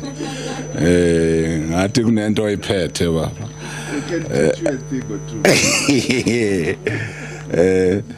I think let's get our WhatsApp there. We know that we don't go wrong. They are all written down. Yes, Minister, thank you. The first question is from Motshekga from SABC News, is directed to the Minister of Basic Education. She's asking if a private school can prove that all systems are in place, will there also be delayed to reopen as it will not be receiving any benefits from the department? The next question is also directed to the Minister of Basic Education. What's the plan for teachers that have comorbidities, yes, that doctors can identify? Will they also be going back to school? Then there's a question from Matthew Savas from Times Live, also to the Minister of Basic Education. What will happen with creches or other childcare facilities, particularly for households where caregivers are working under the various lockdown levels? Then there's a question from Wonga from Inkonjane FM to the Minister of Higher Education. In terms of laptops and other equipment for tertiary students, how are they going to get them, since most students are coming from different provinces? Will they be going to fetch them from institutions? And is there a way to assist them with permits, since there are strict law enforcement regulations on traveling in between provinces? And will the department be assisting with that? Then there is a question, this is the fifth question, Minister, from Motshekga from the Mail and Guardian, directed to the Minister of Basic Education. What plans are being made for those learners who are in grade 7 and 12 who share textbooks? Will a plan be made before they open to give them individual textbooks? Are grade 7 and 12 learners who use private scholar transport? Will there be a way to liaise with the providers on what steps to take when transporting learners? And his last question is, there are teachers who work in different provinces but stay in a different province. A teacher who stays in Margate but works in Bizana, for an example. What is going to happen with them as interprovincial traveling is not allowed? Will they be allowed to apply for permits? Well, let me answer something at least. I'll answer the last one and the other one of transport. With the opening or the risk-adjusted approach to opening the economy, definitely there'll be more people who will need some form of transportation. And whenever our schools also open, there will be some kids and students that will also use public transport. The Minister of Transport will be here tomorrow at 2 o'clock to speak about what are we going to do in the arena of public transport for all sectors that will be opening under level 4. So the minister will be here on that score. There was a last question. I wanted to answer it as well. Very simple. I thought that in the regulations we made that clear yesterday, that anybody who has got to come for work purpose to go to any other province, first of all, there'll be a once-off allowance that will be made to all such citizens who are coming from whatever province to another where they are working from. Of course, like everybody else who needs to move from one province to the other, there is a norm that has been established that you must get permit. You must be permitted. But you can only be permitted if there is reason why you are going from one province to another, because it is still prohibited. So such teachers will be allowed because they will prove that indeed they are working in a particular province and they are going there for purposes of work. But we also added that after you have gone there, you stay there. So there won't be this thing of going home every weekend, because all of us are under lockdown, but are now a different level, level 4. So we will not be opening these provincial borders, if you call them, that people can move from one province to another every day, every weekend. There'll be a once-off opening where we'll all go to where we'll be working from, and after that, we will stay there. And that principle applies to everybody. It applies to teachers, it applies to workers that will be going to various industries that will be opening in terms of the regulations that were announced yesterday by Minister Nkosazana Dlamini-Zuma and the team. Who wants to start, colleagues?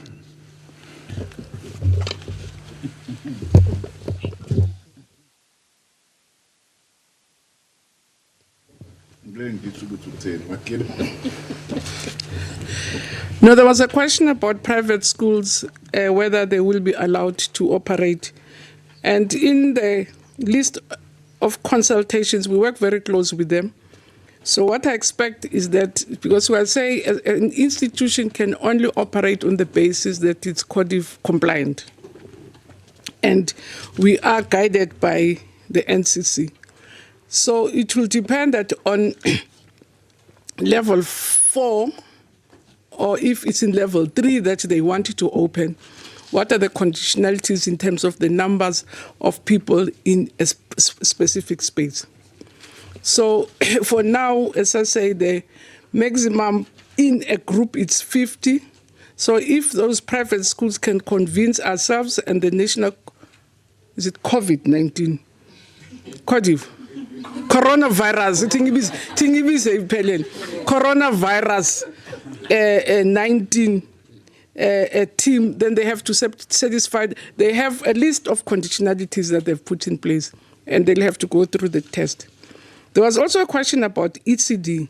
It has come out repeatedly to say we're opening the economy. We say people can go back to work. What's going to happen about childcare facilities? Some of the proposals that we have to consider are like, what if it's your home-based crash who goes something about 2 in the neighborhood? What is going to happen? So we've not given full consideration, but it has come out repeatedly, and I think it's a matter that we have to be able to pronounce ourselves as soon as possible. So it has come out, and I think it's a matter that, as I say, we have to respond to. Bearing in mind, and still said, it is not, there's no medical evidence to say young children are resistant. But in all the deaths, I'm told there was no toddler that had died, even if parents were both infected. But it's something that we'll have to get guidance from the command team, but also from health. but it is a matter under consideration.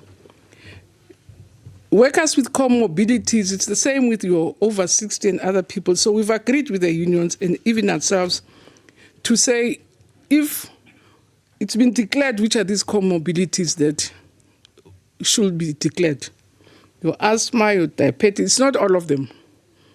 So if to it goes, so they've specified them, and we've agreed that we will have to work with the Department of Health to get those certificates. But what the union said, which is, I think, quite important, is to make sure that we agreed on how we're going to manage them. So when managers now in May go to schools, they are going to have to consider how many of their teachers have comorbidities, agree on the new work stream or work program, what is going to happen to them, so that whereas they're still able to work, even if they're not at school. So schools could decide that, okay, telemarking work,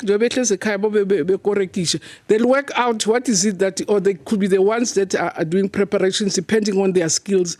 It's the school management team which is going to agree how they're going to utilize them and how they're going to manage them. On scholar transport, Minister Mthembu has mentioned that in our plan also, we have considered all questions about the transport that we are providing, what needs to happen, the sanitation, the gloves, but also what happens to scholar transport where children are brought by their learners to school, or they're using kibebe, your vans to school. And we are, with Department of Health, going to really work on what are the protocols, but it's something that is also under the plan. Okay, the cross, I think Minister Mthembu has answered. And then in terms of, also there was a question about, which is linked to the question of private schools. According to the plan, or according to health, we also have to identify zones which are epicenters. So if, for instance, you have a small school, which is a multi-grade school, it has 50 kids in the classroom, there is no reason to say they can't come and work, because there are 50, some 27, and the teacher is teaching different grades at the same time. So again, we're going to have to consider, besides these broad considerations of the millions that we're talking about, but there'll obviously be exceptional cases that will have to be subjected, because to be subjected to your coronavirus 19 team summary. Mama nebengithumela ukuthi hayi ayibheda wena la ukhona lento. So ngibiza iphelele ke. So we are going to have teams at every level, as I said, at district, school, and at different levels, which are going to consider even exceptional cases. But all the exceptional cases are going to be really tested against standing principles that are there in your operating procedures. So bengithumela izo lezo eziqondene nami. So ngambiza naye ayokhuluma umphephe. Okay. Yeah. Makelwane ungahlupheki, ulimi lesilungu lola akulone lwethu, kuthiwa nabangakithi ngale ngiqhamuka khona KZN banenkinga abakwazi ukuthi virus but virus. Wathi umunye umsakazi ngcono sivele sithi icorona besuma lapho. Ngoba uma uzama ukudlulela uzobe usushenye into. Bangibonisa ke labantu abathi, when I was explaining the Chinese way of crossing the river, but how phephetho manje wawusuhlulwa into elula njengesizulu kuthiwa ukuzwa amanzi ngobhoko. Bengingafuna ukusebenzisa leso sizulu esithanda ukuqoshama. Iqiniso ukuthi ngane zakwethu sonke sobambisana sizwe lamanzi sihamba kuona ngobhoko ngoba siyaqala ukuyihamba lendle. Thanks for that. Just a few things Mvelase, I won't be long, because also uMLO wami lapha naye bayamhlupha. I think Minister Motshekga, it's important that I just add on this. This thing that pass one, pass all, it's a no-no. Rather, the challenge that is posed by COVID-19 for us in education It's not a new thing, but it now needs to be speeded up to really develop alternative methods of assessment and not rely on one primary method. You bring two people together to write the exam. But ongoing assessment are things that are being used, but it will require that we become more creative around that. But we are assessing the actual performance, not pass one, pass all. Something that was never the case in any case. There was also a question that has been sent to me about whether we plan to return fees or monies that have been paid for residences. No, we are not planning that, because our commitment is still that we're going to finish the academic year. If that question happened to arise, maybe it can arise at another time. For now, there is no need to be returning. I was also asking some who were saying, return fees. Because NSFAS fees are government fees. Asiwafunda ama-fees government. Asiwakhipile.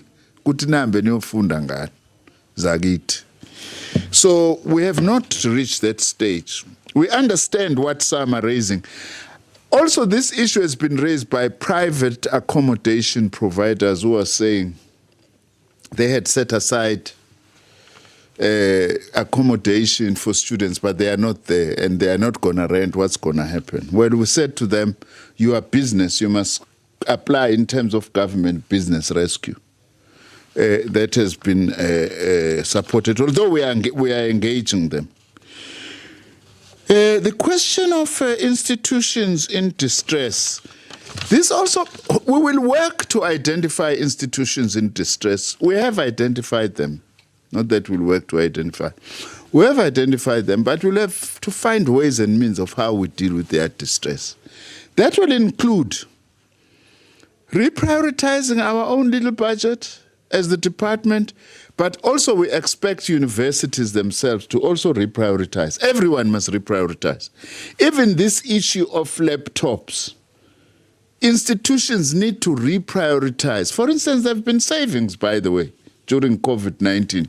Let's not run away from that. There have been no travel by aeroplane. There's been no travel overseas or outside the country.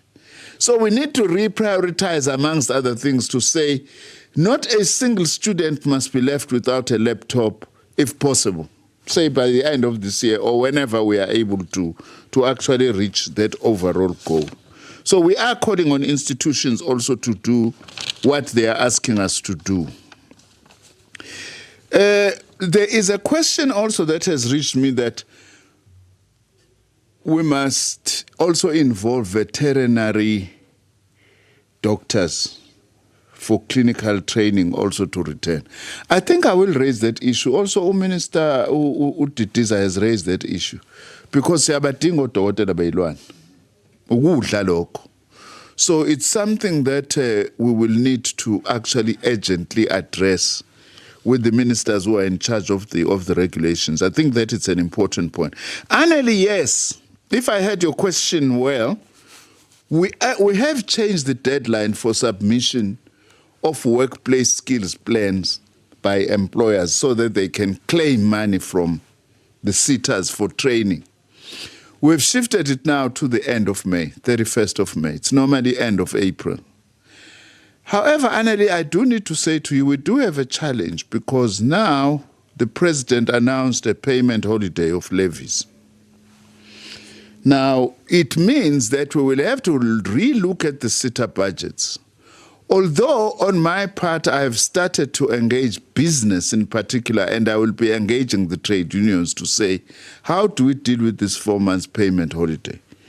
But insofar as the deadline is concerned, that's the one.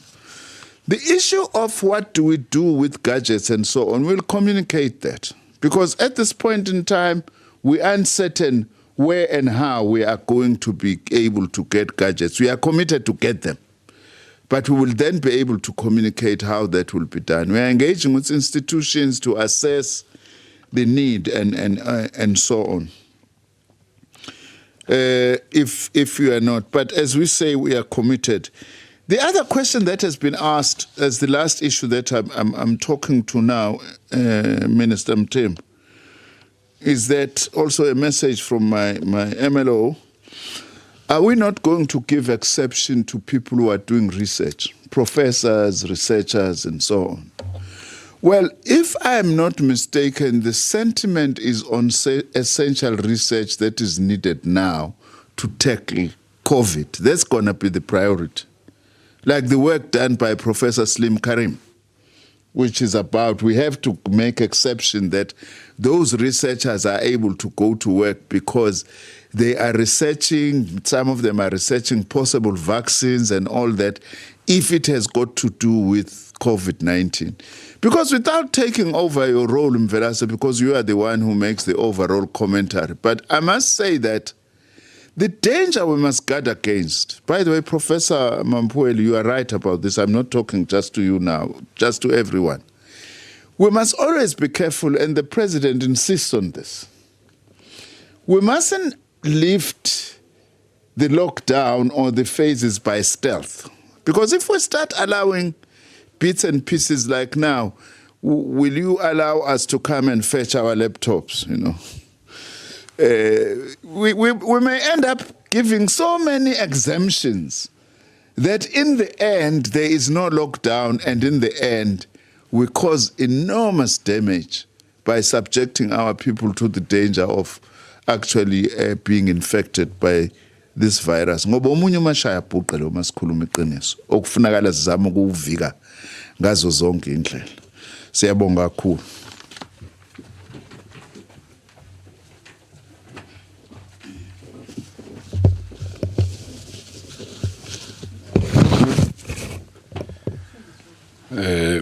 We will be taking the last round now, the third and last round. Let's try and see whether those who are calling in are there. I hope that we will be able to get them connected now. Bangas disappoint in front of ministers of education. Can we get the online callers to come in?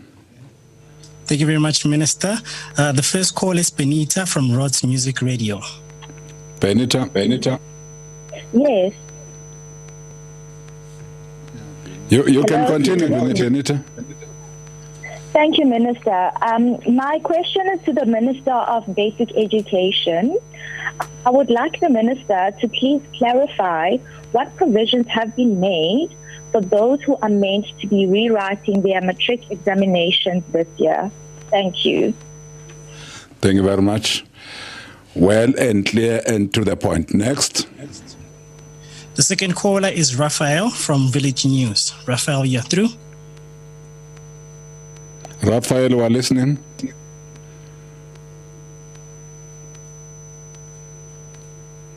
Raphael. Sorry, Raphael, we can't hear you. We don't know whether, it looks like you've been disconnected or you disconnected yourself. Can we get from the WhatsApp team? Yes, Minister. And that this is the last time now that we are taking questions. I don't know how many you have. I'm told that you can count. Can't disappoint me in front of education ministers. And the whole of South Africa. Yes. How many do we have then? We have about 7 questions. 7? Yes. Okay. I think since we could not take those, let's just take those and finish. Okay. Bongani Hans from Independent Media in Durban is asking the Minister of Higher Education. He's heard that there are a number of university students who are deregistering. Has the Minister heard about this? And what might be the cause? What is the department going to do to deal with this if it is true? Then there's a question from Bonga Dlulane of EWN, also to the Minister of Higher Education. When you say distressed institutions, do you have an amount of how much you might need to help them, and for how long? Tseho from ENCA is asking the Minister of Basic Education, what's the plan with online applications for grades 8 and 1? What happens to ECD schools? Then there's a question from Kabelo Kumalo from the Sunday World. You have made mention of the fact that the school academic year must be saved. Will this be done at all costs, or will you be guided by which risk level the country is at, or at a particular point? Kabelo, sorry? Basic education. Including you, Nzimande. Why you from Wibaregel? Okay. Okay. Okay. Then there is a question from Motshekga, who is a freelance journalist and is directed to the Minister of Basic Education. As from the 4th of May, it will be the start of the preparation for the reopening of schools. Does this apply? Does this apply to all schools, including the schools in rural areas such as the Eastern Cape, where they hardly have proper infrastructure such as toilets, safe classrooms, clean water, and enough desks? If the answer is yes, does the department have enough time to build the infrastructure in a month and prepare the learners to go back to school in those areas? I think it's the last two remaining. Okay. Then there is a question from Nelisa from Health E-News. It's directed to the Minister of Basic Education. Has the department considered the safety of teachers who have underlying conditions? If so, what plans are being put in place to protect their lives? I think we've answered that question. Yes, we have. I think even journalists should at least listen a bit. Okay, then there is a question, Minister, from Precious of Opera News to the Minister of Higher. Oh, this one is also answered. It's with regards to what concessions are made for students regarding the payment of residence, since they haven't been in res during the lockdown period. Answered too. Can we also? There was just a question on the example of Margate and Mbizana. And the person has sent a clarification to say that the distance is 10 kilometers. So it would be someone who would travel every day from Margate to Mbizana and back again. So would they then need a permit every day to do the up and down, or how would that work? Because it's someone who would be in two different provinces but would do that daily commuting. Oh, no, I think the Minister of Basic Education will be able to answer that one. No, it's just like all commuting students and commuting teachers, but she'll be able to answer it.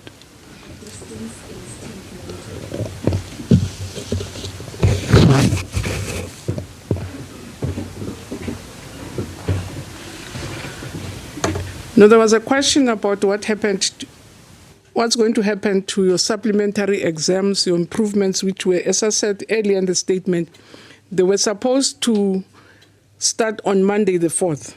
And I did indicate in the statement, Minister, that we have not, because of the virus, the virus, there's been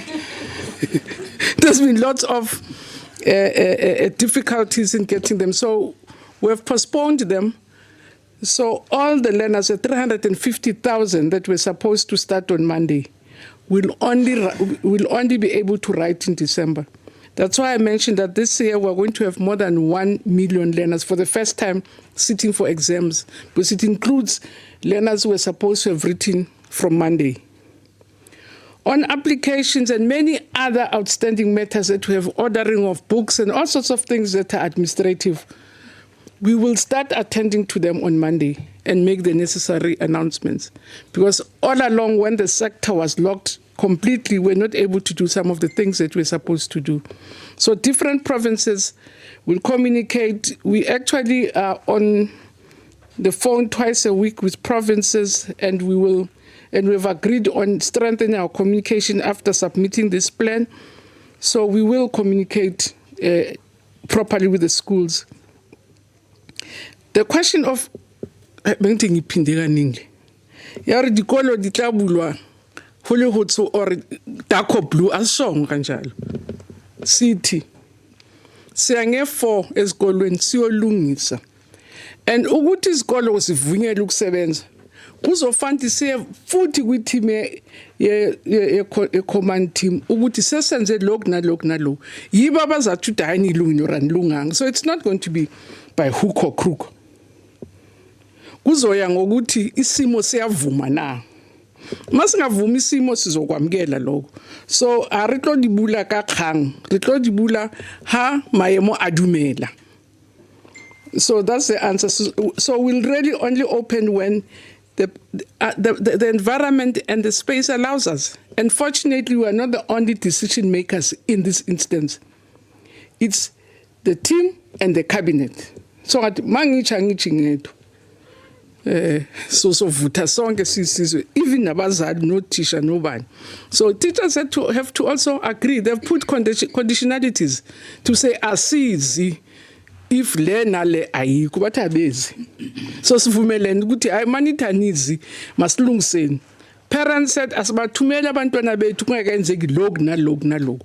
And those are all the things that we need the whole month of May to deal with to ensure that our schools are ready for opening.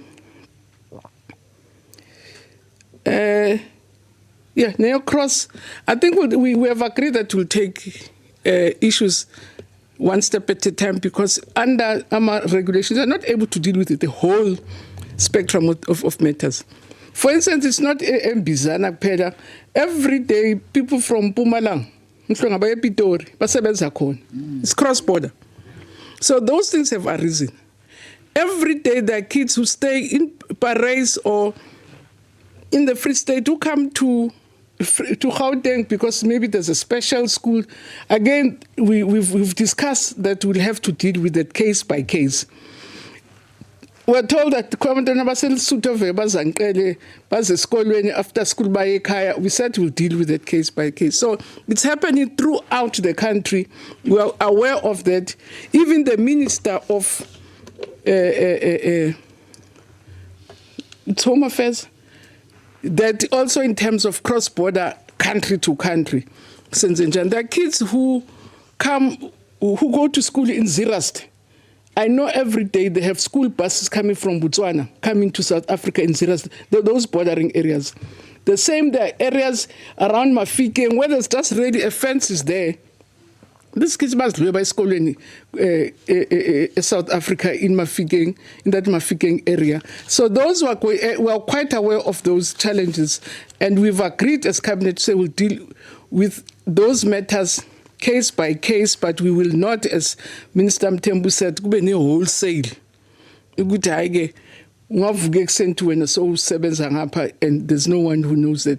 So they'll have to be dealt with case by case. There must be application, there must be evidence. And so that's the answer.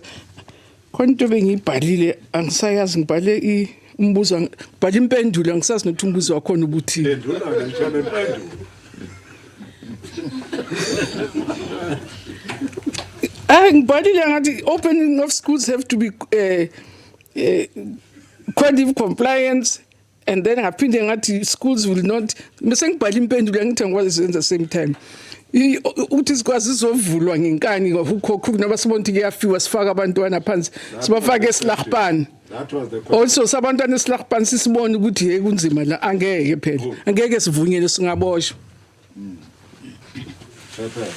Yeah.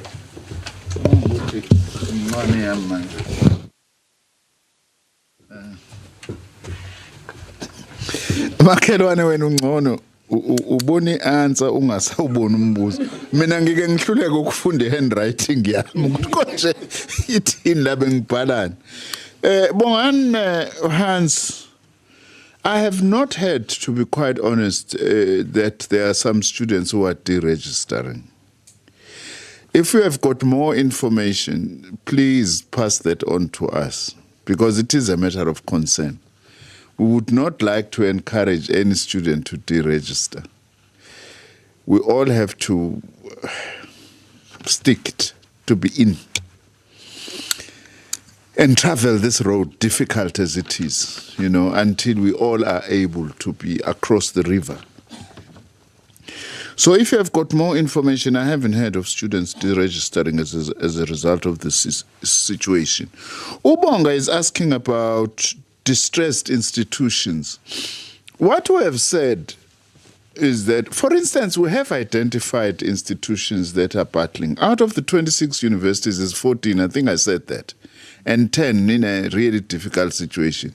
We have asked every university and every TVET college develop institutional plans. Because what we are providing here is a framework and a guide.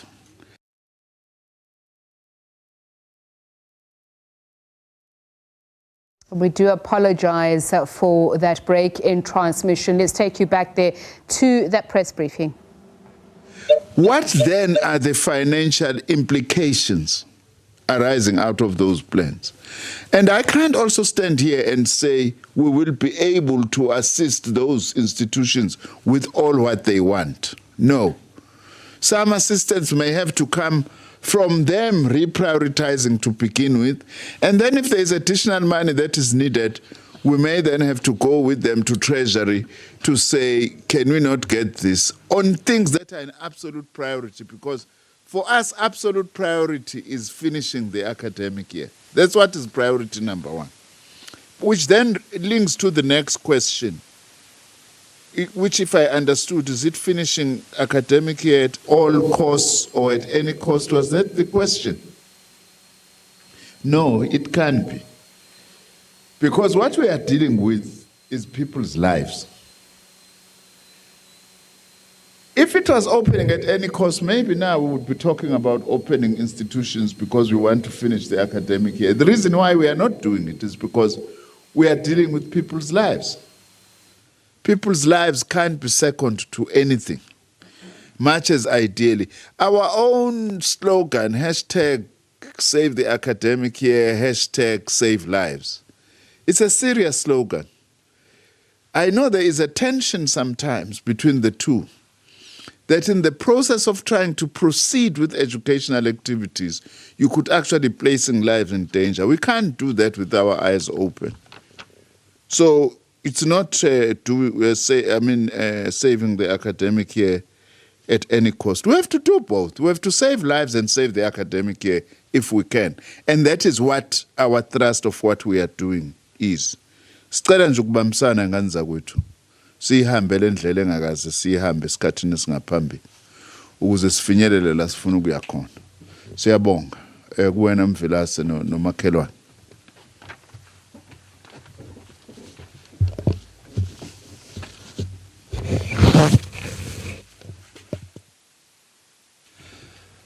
And thank you to our colleagues, Minister Nzimande, Minister Motshekga, Deputy Minister Mogaule, Deputy Minister Manamela, and the DGs of both departments who are here, and other senior officials. We really appreciate. You know, the reason why we have taken all the questions is so that we at least gave clarity on what it is that we are going to do as government. And I think the ministers have clarified what's going to happen in the education sector. But again, they've made the point that what's most important, what will determine whether we open and when we open, is the preparedness of ensuring that our learners, our teachers, and all our stakeholders in whatever school or university do not get affected by this COVID, that they do not die from this pandemic. So that's the overriding principle that both ministers have spoken to. And we really appreciate that. But at the same time, we will do everything in our power not to lose the totality of this year, but not at the expense of life. That we will never, ever do. So we really appreciate that, colleagues. And indeed, we also appreciate the radio stations that have been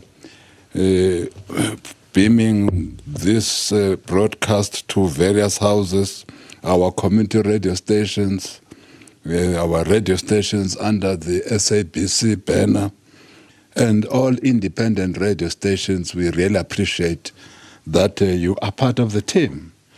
And our TV stations, Newsroom Africa, ENCA, SABC, we really appreciate that. And digital. The live streaming teams. We really appreciate the work that you do, because we definitely take all these important messages to our people, because without you, we will not be able to speak to our people.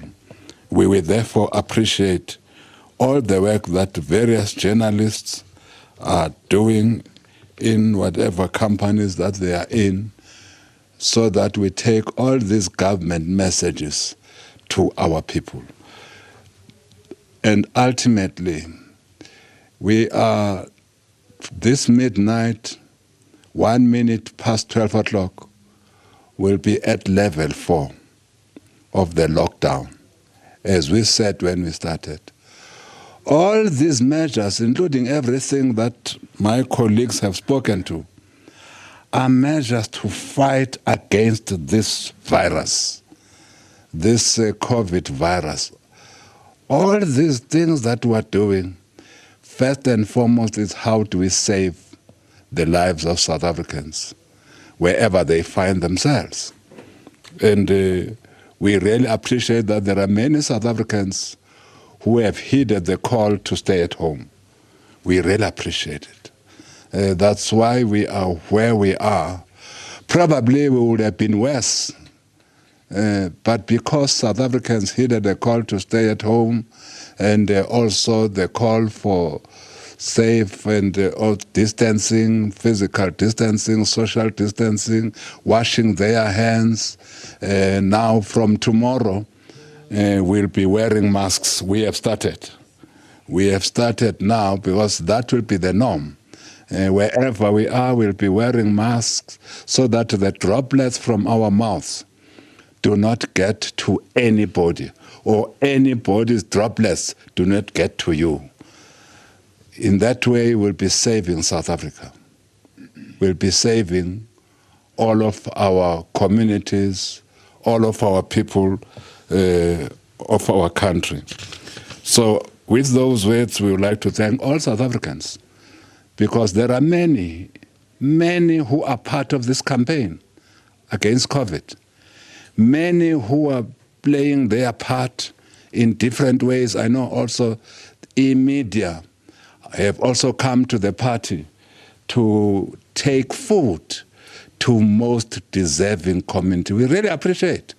So there are many South Africans in their various spaces who are also doing the best they can to assist those that are in distress under these difficult times. And with those words, I would like to thank my colleagues. Thank you very much, my colleagues. Most appreciated.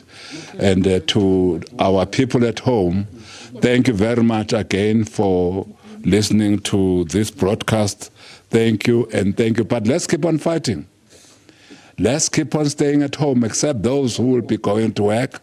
Let's keep on staying at home. That's how we will beat this virus. Thank you, and thank you very much. See you tomorrow.